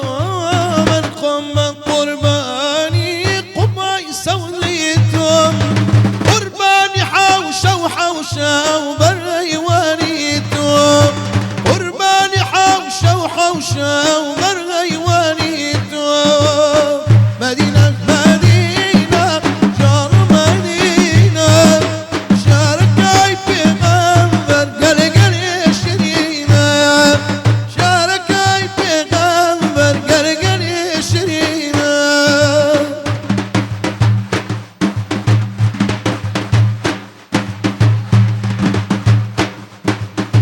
أبا حين أدري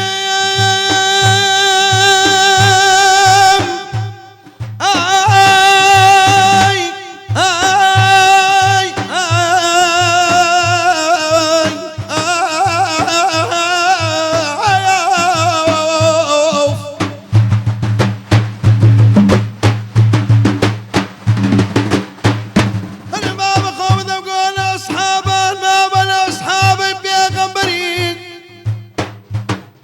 نقول أصحابا ما بلا أصحابي بيغمبرين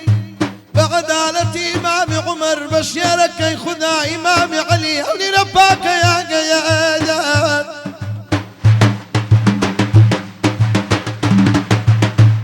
نبقى با مسلمان دريخي نكل بودي نباك حضرتي رسول الله نبينا تواي هاي هاي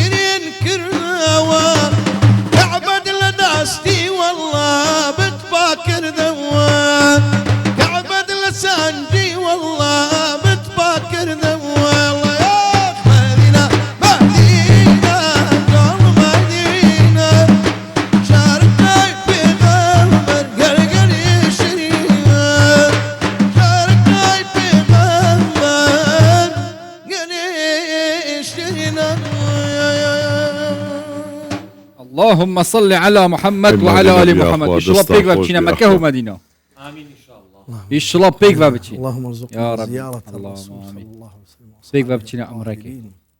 سينا بقيعي الله. 10,000 صحابي لي آه. 10,000 صحابة خوش هو بطرم بيلي مرو. بقيع جنة البقيع الله. پیغمبر صلى الله عليه وسلم تشريف مبارشي همو بيانيان شو السرداني كردي اللهم صل على محمد. جيجايا اللهم خيزانة كاني همو لوية همو عائشة فاطمة الزهراء إمامي حسن إمامي مالك همو قبري مبارشي ان شاء لوية الله بيك بابتشي. تابعوا دعاء الشيخ يزهر شيخ السيد محمد طنطاوي دعاء كرد هر لوي لبقيع شارديانو ان شاء الله. شيخي أزهري مصر ان شاء الله همي بيك ودجل وانا الديوان پیغمبری صلی الله علیه و سلم بی. الله عليه وسلم. دست تویت مبارک آوا کوثری بخون یا رب. آمين يا رب العالمين أجمعين أخوي بخوي تسبيح خوش لدست ديها. خوش بتهيبت الفقير لما مشغول تسكر به. دواري ديوان هني ديوا خانو. هذا كم قصي زياتر دودي. زدي تري. ستريس وشت كم دكا آه مثلا استتو والله هاي هو. نازين والله تري. نازين سبكي يلا أبا ما بحث التسبيح بيش وبدأ تسبيحي خلق تسي ذكرت جان بيش تسبيحي خلق تسي ذكرت برا جلكيت كردي في جلكي الرسن أبا زمداني هزارا سالا كردا پاراستی اولچولو چیا اتناف آواهیا اتناف آودانیا و حتی در بدریشی کردال برخوکری و پاراستی یکش اندامت گرنگت وی مال باته یعنی یکش بشت گرنگت جلو برگه کردی کلاف درسو کن هندک الدفمت بیجنه شاشک هندک جید بیجنه کلاف درسو لیرش پیدالین زمداني. جمانه كلاود زمداني جمداني كلاود جامانا ما شاء الله افروكا طبعا دكتور حسني بو من جريده مهوانه ما بس بو مجال نكتي از بحثكم يكسر وقت ام داخل بين مصب بسروبري جريده قلت كوره او تشيلوي بستي قلت دكتور والله هرا بسروبري قلت ورا بالود بستم نيه نيو دقي لسري خوي كل قلت فرم خدي خير دكتوري بنوست ان شاء الله خدي خير بنوست من تو واستاتي دي وها ادي اتو ما شاء الله فيربوي یکش کسی ها دیار ناف هولی ردا کردستانه به تایبت آوانی سردانی قلا و مناری دکن قلا لقیصری برانبر قلا ماشاءالله کابره اکلوی هی بناو بانک بوا لسوشال میدیاش اوی دستوین داری اوی بیانی بی اوی خلچی ناخو بیدسی چه دبینی؟ طبعا همو کاتیش بدزلو برگی کردیه کاک بختیار ما مسینه دبینی يلا خيراتنا هوستاي جريدانا جمداني يا الله يا الله بيك على زمداني وبخير بك كاك بختيار ما دكان اخوات ديال خويا يا دكان بخير بك يا اخويا بخير بك قربان يا اخويا بخير بك زور برزم يا اخويا بخير بك زور سپاس زور برزم سلام بیارم نوف بانجا ما شاء يا الله اخويا بخير بك سپاس تانك يكش سيماي ديار يد بازار هوليري سپاس دكرم كي زور برزم سپاس اتلو بازار اتلو دكانت بس أخيرات كاك بخير. دكانت ليري داني داني. لبش زور باش ما ايا جرينجا زور باش اي خودش ترازي بعد هم اي كت ستوب نداره ديال برايم كاك بختيار كيف نبور نقص كنجي ورا والله تو صوب تأبى بخو كريا بيشا وجريدانا كلاف درسوكا وجمدانيا وجهة طيبة تفكيريا هم دوي سرتا بنای خواه گورم میروان يا الله سپاس بو جنابتان سپاس بو کردستان گەلک سپاس تیوی بدا. خۆشەویست ئەو شۆ خۆم خۆشحاڵ دەزانم بەڕاستی لەگەر کۆمەڵێک سیمای جوان خۆی خودش کەسایەتی جوانی شاری قەڵاو منارە خودش ترازي کە بەشداری ئەو بەرنامە وازدم بينا خنجیلانە دەکەم بەڕاستی هەتا سەر ئێسکان خۆشحاڵ بووم قال خوش خاطر جەناوی مامۆستاشەوە یەکێکە لە بلبلی کوردستان بەڕاستی دەتوانم ئەو هاورێم منیش بەڕاستی وەکو گەنجێکی ئەو شارەی کە دەتوانم برم چارێگە سەدەکە ئەو ئیشە دەکەم ما شاء الله لە ساڵی 1993 دەستم بەو کارێک کرد نوتو سي هەرێوەڵ ما شاء الله هەرێوەڵ يعني بابي خوش با پیری خو يعني بابم جوانا ونيا بابم چەند ساڵێک ئەو شەی کرد رنقو الو ئیدی وەزا کاتە پێشمان کە بەڕاستی دەرفەتی ئەوەم نەبوو کە قوتابخانە تەواوکەم ئیدی وازم لە قوتابخانە هینا و دەستم بە کرا و زۆندانی فرۆشت نەکرد هەتا ئێستا کە لەگەر جەنابتان دانیشتیم اي ما شاء الله يا اخويا بخير سپاسان دەکەم سلامت دنیا خۆش. چەند زۆر و چەند نەوەی هەیە بە پێی ناوچەکانی کوردستان یعنی چەند ئەوەی کە بەژمار لە خەیاڵ بی شێوازی بەستنەکان مەسەرەن بەس لە هەولێرێ چەند زۆر بەستن تایبەتە بە دەشتی هەولێرێ وەڵام ئەوسا دەتوانم برێم زیاد لە دەنۆعی هەیە بەس دەشتی هەولێرێ دەورە مندا ماشەڵڵا بەگشتی لە سەری جەنابەت ئەوە یەکێکەکە وێ لە زۆربەی بەرنامەکان کە دانیشتیمە و بەتاکید یەک و دوو قڵم هەر هینایە لەبەرەوەی زۆر لەکنە من ئەو شێوازە بەستنم زۆر حەز لێ زۆر زۆر جوانیش لێ دێ ماشەڵڵا. گشتی کوردستانی چەند جۆر هەنە مامۆستا وەسف ناکرێتن چکە ماشەڵڵا کەلەپتور و کەلەپوری کوردەواری ماشەڵڵا بێحیسابە دوایە ئەمە قەومیەتمان زۆرە ینی کوردستان ماشەڵڵا خۆت دەزانی چەندەها عەشیرەت و پێکهاتەکانە. بەڵێ پێکهاتەکانە ینی کابرا بڕوان پێ بکە دوو نسمێنێک لە کەلار هاتیە گوتی کاک بەختیار وەکو خۆتم لۆ بەستە وەڵڵی 6 زەمەدانی هینا توش دەشتی هەولێرێ دەشتی هەولێرێ 6 زەمەدانی هینا تەوان هەمووی لە خۆم کڕی بوو بەڵام ئەگەر لە خۆشمی نەکڕێبی ئەمن هەر ئامادە بوومە لۆی بەستم لە ساڵی 1997 بەبێ مقابل لە بۆ خەڵکم بەستایەوە گرێدانە گلۆڤ دەرس بەری ئارێوەڵ باشە ئەو گرێدانە یعنی مەسەندێک هەمە هۆسا سەری خۆ بە گرێدت شێوازێتوانە چاوەژێک تێنە جداکردن مەسەنە بە تو بژی 10 جور بەسل دەشتێ هەولێری یعنی گرێدانەوانە شێوازێوانە چاوەژێک چتە جداکردن زەڤڕیناوانە سەر و ژێرکردناوانە خۆی مامۆستا ئەگەر هەر بتەوێ هەر کەسابەتێک هەر ئیشەشی بکەی ئەگەر خۆشویستنی لەگەر نەبوو ئەتوو بێگومان سەرکەوتو نابی بڕام پێ بکە لە ساری 97 ینی هەتاکو ئێستا کە باز دەکەم ینی هەموو بەستینەکان زۆر بە تەرکیزم مەسەن ئێستا هەر بابەتێک یەک جار لە پێشم ببەسترێت تەواو ئیدی وەری دەگرم لەبەر چێ لەبەرەوەی ئیشەکەی خۆم خۆش دەوێت لە هەمووی زەحمەتر شێوازی بەستنەکەی کامەیە بزانم ئەوەیە ئەرێوەڵڵا دوو زەمەدانیە دەستوری بارز ئەرێوەڵڵا دوو زەمەدانیە ئەوە برایەکی ئەزیز و خۆشەویست بەڕاستی نامێ نایی بینم سڵاو ڕێز و خۆشەویستی ڕەنگە ئێستا لە دیارمان دانیشتی بیتن ئەو یۆ ڕەخێ بۆرزانە بارزانە ڕۆژێک پێم گۆتم زۆر دێتەکەنە من زەمەنایم شتوان لێ دەکڕی هی ئەو منتیقەیە ئەو دەڤەرەیە گوتم هەندە حەز دەکەم هەندێک نەقسم هەیە لە بەستینەکەی گوتی کاک بەختیار ئەوها بکە گوتم تەوا وەڵی کردمە ڤیدۆ تقریبان ڕەنگە 6,000 7,000 یاخود هەتا 10,000 مامۆستا غەڵەت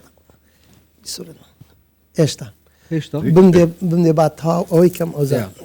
عەفوان یعنی حتى کردنە سەری ژینەوە ئەویش بەڕاستی عونەرە ئەوم لۆ دەبەستی وچی ئەو شێوازی خۆم با لە سەرکەم ئەدیکو ئاستا زۆر حەزم لەو ڕەنگانەیە ئەو کیش ئەو چارخەتا دێڵ ئەو دێنە پێش بۆسە هەوسا بەس بڕک لۆ سەری جەنابەت گەورەیە سەری من باش سەری منێ بچ ماشەڵڵا جۆن هەوسە جەمات والله جۆنە تەسیرێکی جۆمم بگرێت و ئاری دێڵ یاڵڵا والله ئەڤە چەند جوورێت تووسیت ناوچەوە بارزان هەنە بەخۆی دوو زۆری هەیە تاریکی هەیە ڕۆنی هەیە بەڕاستی فاتحتریشی هەیە یا دەکا سێ زۆر بەڵام بەگشتی ئەگەر باز بکەین ماڕۆنیەکەی و فاتحەکەی زۆر لەکنە من دەفرۆشت ئەو لەگەر کلااوەکی بەستی جوانەیە لەگەر سیمداری مامۆستای سیمداری چیهانی ئەوە بەێ ڕەنگە و ڕەنگ ناو حەق جوانە وەچی ئەوەی خۆم لە بۆم چیرۆکە گرێدانەوەە تا پرسیارکریە ئەوە مەسەن بچی و ساتە گرێدان ئەف عشیرەتە بچی و سات گرێدت قوربان مەسەلەی ئەو شتا ڕەنگە کابرا عشیرەتێک بی هیچ پێوەستی بەو بەستینەوە نەبی بەڵام لەبەر جوانی بەستینەکەی حەز دەکات دەرێ ئەو هادەبەستم لە بۆ نمونە ئێستا نازام ناوبینم یان منطقەی نا هەر وەکو کەسایەتی والله کاگومێت خۆشنا و سلااو ڕێز و خۆشەویستی ڕێز لێرەوە لە بۆ جەنابی پارەکە گوتی کاک بەختیار دەمێک کرا و جەمەدانێک لە ڕۆژی نەورۆزێ عینەن بیستی وەکو ئەوڕۆ گوتی عەزم لێ لۆم ببەستی خۆشناوی گوتم کاگومێت خۆت و بەس مرچی خۆشناوان نی وەڵاکی دێ پێکەینەوە ئیدی قەراز و کەندێناوەکم لۆ بەستا تیلاچ پێدەرن ئەو ڕۆژ گوتی کاک بەختیار وەڵای حەزم لێ هەر ئەو هابیتن ئیدی ئەو ڕۆژ هەر لۆم بەستاوە بەو شێوازەی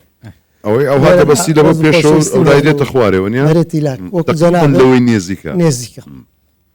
ئەو ڕیشەکەی سپی بوو ئەرێ وەڵا ئەو ڕۆ لە سەرقەراتێ ڕەنگە جەنابیشتان و نامە بەستم ئەوە بوو هیچ چیرۆکەک لە پشت ئەو بەستنی مەسەن جیاوازی بەستنی جەمەدانی هەیە مەسەرەن ناوچەیەک لەبوو ناوچەیەکی تر جیاواز ئەوەیە بوو ئەوەی جیاواز بن لە یەکتر کاتی خۆی وا بوو بەڵام ئێستا هیچ ئەو شتە نییە وچی جلچی مەسەر جل. دەستوری فلان منتیقی فلان منتیقی ئەوەش هات زیادە کراوە ئەوەش زیایە ئێستا من دەبینم مەسەرەن خەڵکی سلێمانی بۆ نمونە زیاتر کورتە کوشەرواریان بەکاری نابوو یاخود سۆغەر بەڵام ئێستا وە نییە وەچی بابرن وەکو جەنابەت دەدووری وەکو جەناوی مامۆستای دەدووری یعنی شتەکە تقریبا بوویتە حام یعنی کابراەک لە کەلار دێتن دەرێ ئەو نە هەملۆ بەستا هەڵەتە دیارە پێی جوانە لێ دەرێ ئەو هەملۆ بەستا ئەو شێوازی بەستنی مامۆستا دەشتی ماشەڵای لێبی متابعی دەکەم مامۆستا ماشەڵا زۆر جوانی لێ دێت ئەدی ئەوجاوە هەدەی مارە خەزوریشتی لە کاکەندریان بە خۆم ناچمە بازاڕی و خۆی دەزانی بە خوددا ناتوانم بچمە بازاڕی ئەوم نردبوو بۆ وەکالەتی ئەلوەکیل و کەل ئەسیل لەوە هەند حاجێت کە هەندی بینە ئەوێت کتە سەرێخ و خۆشەویستە خۆشەوی لایل دەف مەژی گەلک یانێ ژنۆفچەیەکی مەسەنەش گوندێکی بۆ گوندێکی دی جدۆنە ژنۆفچەیەک عشیرەتێکی بۆ عشیرەتە کۆدی الله جاوا طبعا ئەو هەوریە ئەسلی نییە ئەسلی وەی ڕەنگە مامۆستا زانیاری هەبێت ئەو لای دەمێ بێتە خوارێ ئەو وچیەوەی یعنی زیاتر بێت ئەوە ئەو لای وچیەوەی خۆم بەرێ ئاو هادتێ بەرێ ئەسلی وەی حاجی عەسەنیان پێدەگۆ بڕوا بکە ئێستا کە هەبی 5 وەرەقەی دەکات بەڵام ئەوە تەقلیدی وی کرایە شتێکی جوانە بە حقیقەت بەڵام ناگاتە ئەوەی ئەتوو خۆت لێ دیار نییە ئەم لەسەر دەکەم لەسەری من چاکە ئەوها ڕشارەکەی بێتە پێشەوە باشە چ کولااو و دەرسوک لێرێ تێنە چێکران وێری هەنە لە هەولێرێ خۆشبەختانە گەنجەکەیە مەحمەلی نایتە هەولێرێ پێشتر نەبوو لە هەولێرێ نەبوو لە سووریا لۆماندا لە سین دەهات لە دوبەی دەهات لە هین دەهات بەڵام ئێستا خۆشبەختانە جەمەدان ئێستا لە بۆ نمونە ئەو جەمەدانێ لە هەولێرە دروستکرایە ئەو جەمەدانی لە هەولێرە دروستکرایە ئەوە لە هەولێرە دروستکرایە ماشەڵای لێبی مامۆستێندرێ ئەوەی بینە دەرێ ئەوە جوانەوە لایەکێت کرد ئەو ڕشالەکەش ئەوها خەمش لەمە هەندێمە والله جوانە ڕشاڵی پێشەوەشی ئەوها ئەمین تا بوو من تاسیرێکی جوان کرد ڕاستمەشی جوانم لۆ بگرێ ماشەڵڵا تەمەن گەلک هێت گەل خوینان کۆک بەختیاریش کولاڤاژ دەرسووکە دێنو کە ئەم هەمیە ئین نەدەرێ زۆنین کۆ جداییاوەنۆ چییە ئەف ڕەنگە ئەف نەخشێل سەر حتا کولاڤاژی نەخشێت جدا جدای سەر یعنی هەر لەسەری من دەبتە ئەسیرەتەکە ببینم مەریوان ماشەڵای لێبی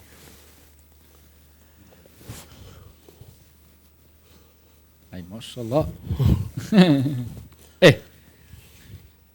بەرنامەدا هەیە گەلوێ کارگەی مەسەنە کارێکە و سۆبێتە کردن ئیدی تشتی دەرڤە نەیەش کولااو و دەرسوک و جلکۆ حتا قماژێ جلکێ کوردیژیش نافۆ بێتە بەرهەمینە بەخوای وساس وەکو جەمەدانی ئێستا دەتوانم برم 180 نەزەحەتی هینایە ماشەڵڵا ئەرێ وەڵڵا بە خلالی وەڵا سارێک نابیتن یعنی هەر نەوعەچی دروست کردوی لەبۆ نمونە ئێستا ئەوەی سرم دروستی کردیا ینی ئەوجا زۆر هەستیشم لێ ڕادەگری دەرێ کاک بەختیار سەری جەناوی مامۆستا شەرەوە دەرێ کاک بەختیار پێت کووە ئەجا من بەڕاستی وەکو خۆی پێدەرم ئەگەر ڕخنەم لێ هەبی یەکسەر پێی دەرم دەرم ئەو ڕخنەم لێ هەیە ئەوەی چاکە ئەو هاانە نەخشەکەی ئەو هاالێکە ئیدی 1970 نەزەعەتی هینایە کلاوا دابی نداره برا کلاف کلاوا دابی نداره چند جوره کلاوا نکته ایناینه اول جدایی آوانا چیه والله زۆر نوعم هینایە جەماعەت پێم دەڵێن پیرۆز ماشەڵڵا زۆر جوانە ئەی. ئەجا با پێت ئەویش دەڵێ دەزانم جوانی ئەو سێ نەخشەم هینایە لەبەر کاتی بەرنمەکە ئەگەنا سەوزی هەیە زەردی هەیە ینی زۆر ڕەنجکی هەیە جوان بەڵام همین جوان ئەوانەی کە زۆر مەرغوبن ئەوە- زیاتر ئاماژەم بەوی کردیا اول دکتور حسن لوی بستیم بڕیاردەری ئەنجومەنی فتوای مامۆستا حەسەن سڵاو ڕێز و خۆشەویستیم لە بۆی هەیە مامۆستا حەسەن یەکێکە لەو کەسانێک کە دەتوانم برێم زیاد لە 15 ساری محمیلمە ماشاء الله بەێ هەرێڵ ودي قال لو بو من قريده وجه ما ازدي هو صايلم كابوشين كتبوا ميكو صديق انشاءالله انشاءالله ايه او درسوك تا قلت افرنجتين قال الرنج ديتين اف كلوفا مثلا بله افيت كيش لافكا افيت كيش نفشي ئەوانە بەخۆی منطقەی قەراج گەندێناوە لەسەر دەکەن انا وانا دي كش ئەوە سورچی لۆم دروست دەکەن زراری لەسەر دەکەن و بەڕاستی خەیلانی ئەوە لەسەر شەرەوە دەکەن. نییە؟ ئەوە شەرهەوە ئەو زەوە شین و مەسەرەن سپی ڕەش و زەرد مەسەرەن ڕەش و کەسێک هەموو ڕەنگەکانی هەیە بەڵام ئەوانەی کە زۆر جێی سەرنجڕاکێش بی ئەوەیە عشکار وەختارنەوە تۆ یەک عشقی سەفتەی هەبوو کە. لەوەی ڕەش بوو ڕەش لەوەی ڕەش ڕەش و سپی مامۆستا چییە؟ ڕەش و سپیشی هەیە مامۆستا ئەوەش هەر بەشەکە لە دەستورەی بەڵام هەندێک خەڵک هەیە مەسا حەزی لێیە سۆری تێدابی وێ کەسی گەل جلکی خودی گوهۆڕە. شینی تێدابی بڵێ ئەو ڕەش سپەکەی مامۆستا ئەوانە تەبعەن ئەوانە زۆر ڕاقینە کراوی زۆر جوان. جوانن ئەوەش لە مەریوان لۆم دەکرێتن لە ڕۆژهەڵات يعني بشكل زيده جوانو هر نافخوجي تينا تشكرن بەرەبەری ئەوانە ناوخۆیە ئەوە ناوخۆیە ئەوانە ناوخۆیە ئیشوان ئەوسا- چەند جوانە بزڵت ئەوانە نەبیتن لە مەریوان دروست دەکرێت بەڵام بە شێوەک دروست کرایە بەڕاستی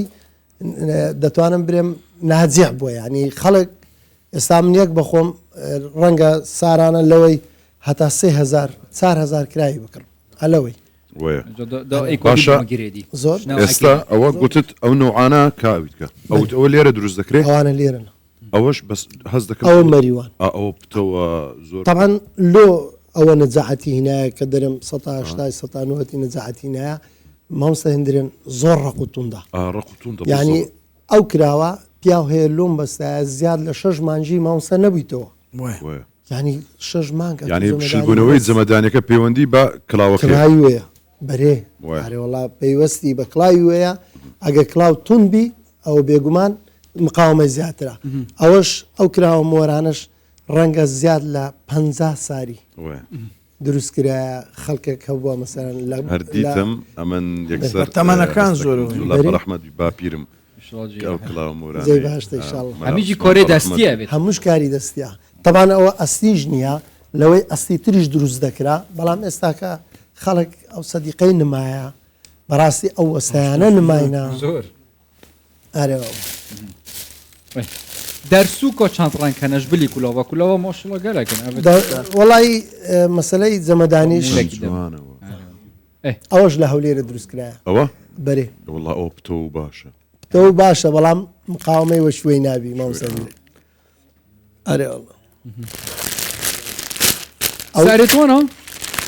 جربون بحثي درسوكو بك ئەو جەمەدانیا یەک لەو جەمەدانیانەیە کە ئەو ڕۆلۆکا گومێت خۆشناوم بەستا بەڕاستی هەتا سەر ێسقان جوانە و موچی ئەو منتیقەشی پێوە دیارە بەڕاستی ئارێوەڵ نخشوي زۆر نەخشەشی زۆر ڕاقیە من نییە؟ تایبەتە ناوەڵە لە یوتیوب بەختەیە ئارێوەڵ ئێمە باش جا قوربان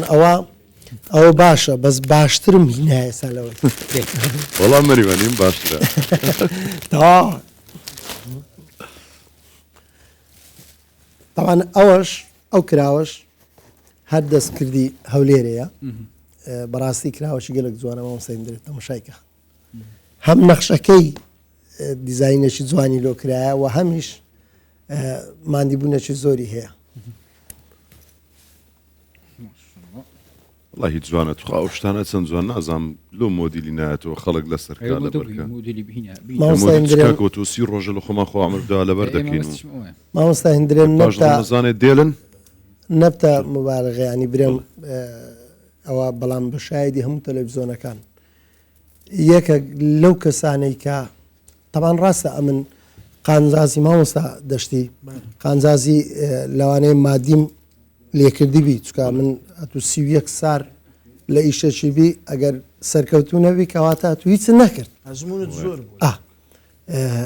قەنەعاتم پێ بکە هەموو تەلەڤیزۆنەکانی هەولێر و دەوروبەری بە شایدی وان دەرەن بەختیار بوویتە هۆکاری ئەوەی کە خەڵک کراو زەمەدانی خۆش بێت دەست خۆش ینی باوەڕم پێ بکە ئەمن بەخۆم زیاد لە 20 ساریە وەڵا سرم کۆت نەکردیا یعنی بە بەردەوامی پێشتر ساری 96 97 زەمەدایم لەسەر دەکرد بەس جومعانە دوایەوەی لێ هات ئیدی پاش 2000ەکان هەر پانتۆڕم ئێستا هەر نییە دەست خۆش ناوەڵ والله دەست معنای ئەوە نییە کە قەنەعاتم پێنەوی مامۆستا دەشتی بەس چکە ئیشەکەی خۆم خۆش دەوێت خۆتەوە لەگەری دەگونجێ و لەگەری دەگونجێ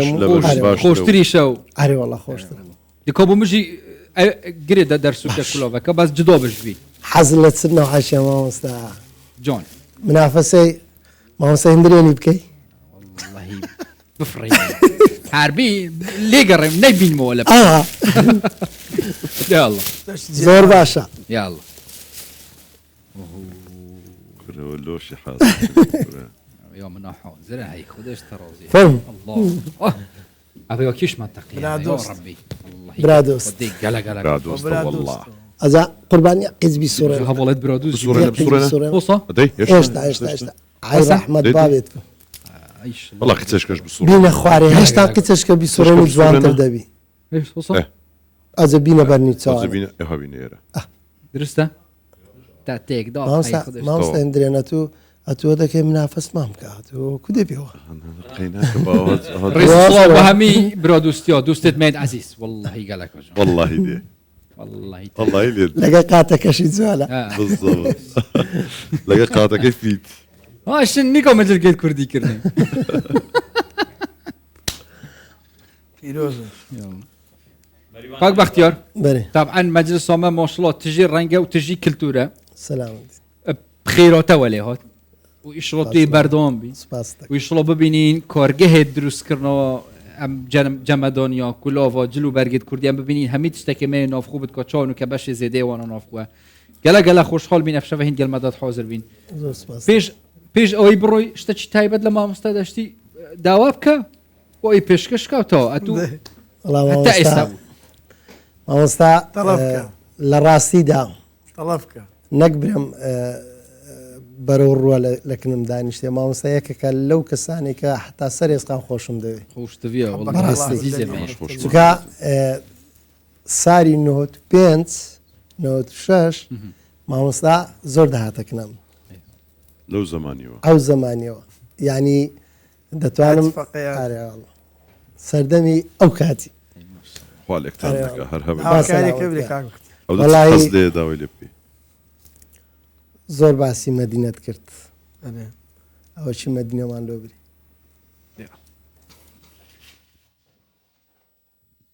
Oy da babçina ya Medina Avşarata şirina Avşarata şirina ya Ge'il mevce gaydina Gey gavray mursalina Gey tahal emina ya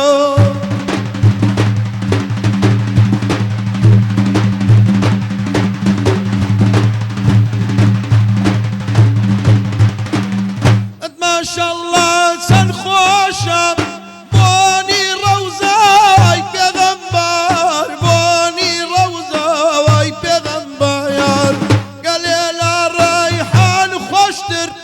هر ولا ميسكو عنبر جان هر ولا ميسكو عنبر ارقب بسينا مدينة او شارة شيرينا أو شارة شيرين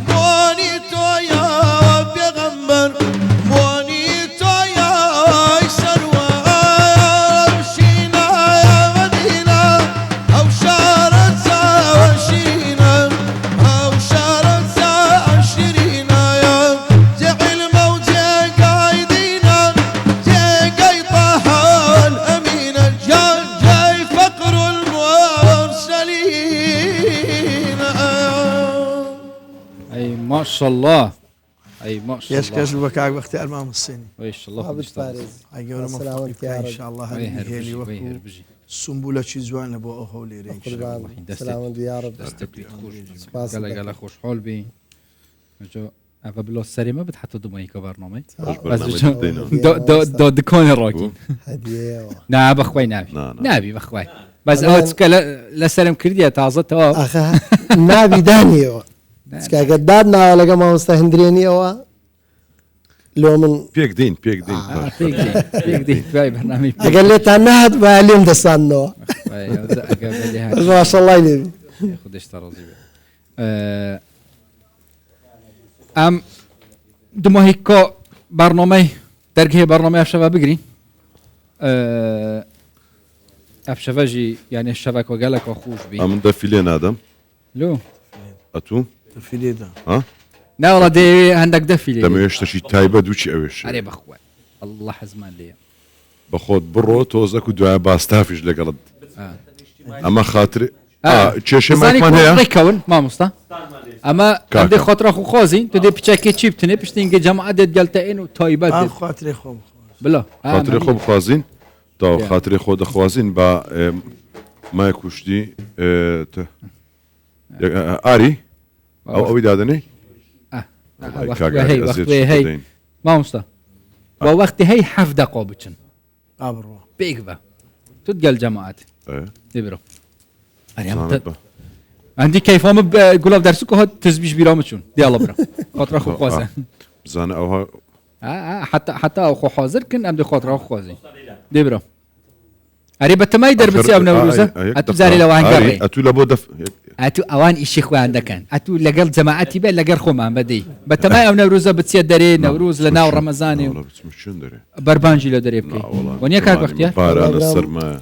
ماشەڵا ساردە والله وقت شي دور دريج ما يا بخوب دار كافت. عمري دا يبخوب دارك بإسراحة اصلاح وشيوب اللقمة. باش خۆشنەی تۆرەی دەکەینەوە ان وەێ ان مۆستا شاء الله او خوش تريش نوروزك دريج تردر يبخو دركات خوشيا بابت يبخو دركازي بشتي رمضان ان شاء الله دي وقتها بت ان شاء الله ام هردم بشين خدمته ابكين كلتوري خو باريزن شوف وكي براي ما كوك بختياري بكن كلتوري خو باريزن كلتوري خو بكار بينن بلوت ناف مالت ودابت فبيز كابتني قال صالح لك جاركي. ولو يعني من حد يشمني بقى وبلا نازانم كاكا امن اگر بخم تسوما دري ان شاء الله يعني ده باكو خاوني ودشتو دري أيوة بباريزي شمية. والله يقناح يلا قلتش ايه كابرا دبي يكشيت كيبي خايم كات مالت تجي خير وبركات بن هاري كوريا كدب كم طيبه تجي بكاراسات بسري مدى هاتين هاري كوريا هجار بكن وان شاء الله خودش هم راضي بت والسلام عليكم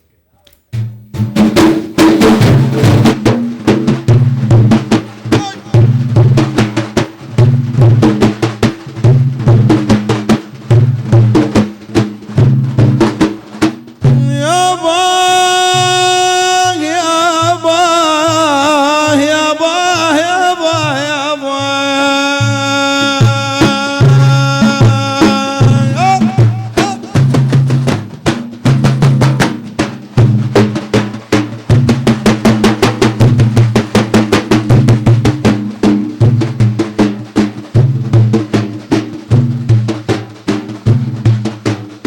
يابا يابا علي ابو الحسنين وعلي سيف العدل لله مشوار مشوار وشجاعة وبالعلم والكرم يا يابا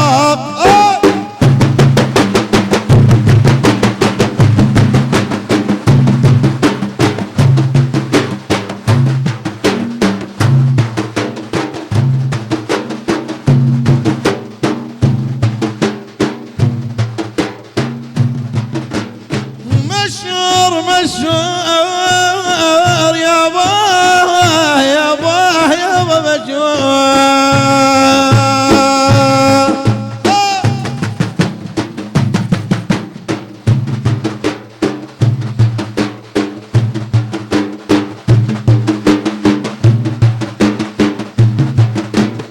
يابا يابا محمد من حالات اسمك آمنا آمنا حرف الميم والمصحف يا رسول الله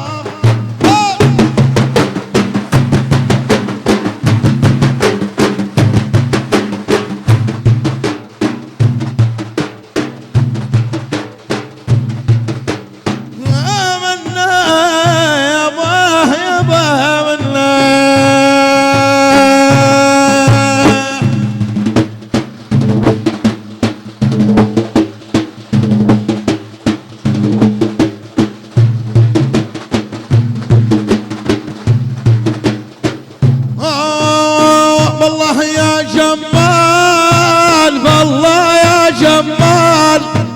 بالله يا جمال بالله يا جمال نحو المدينة شد الريحة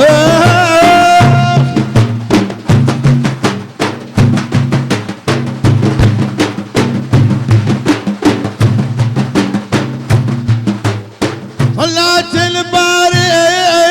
وعلى المختاري صلاة الباري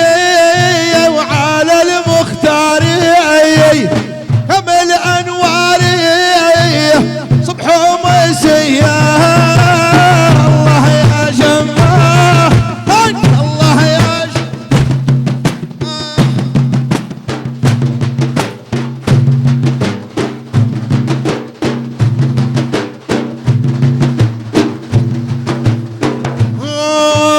كن الصدقي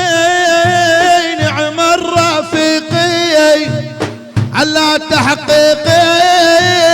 نور البهية بهية الله يا جمال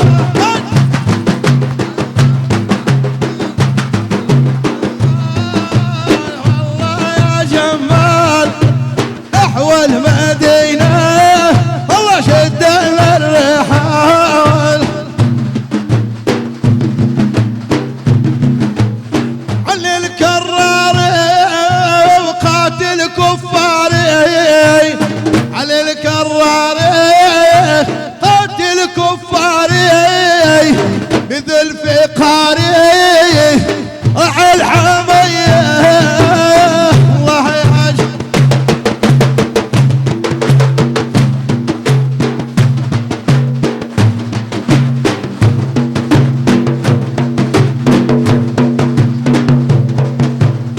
يا ربي بهم وبحقهم ادخلنا الجنة يا ربي جمعا ساوية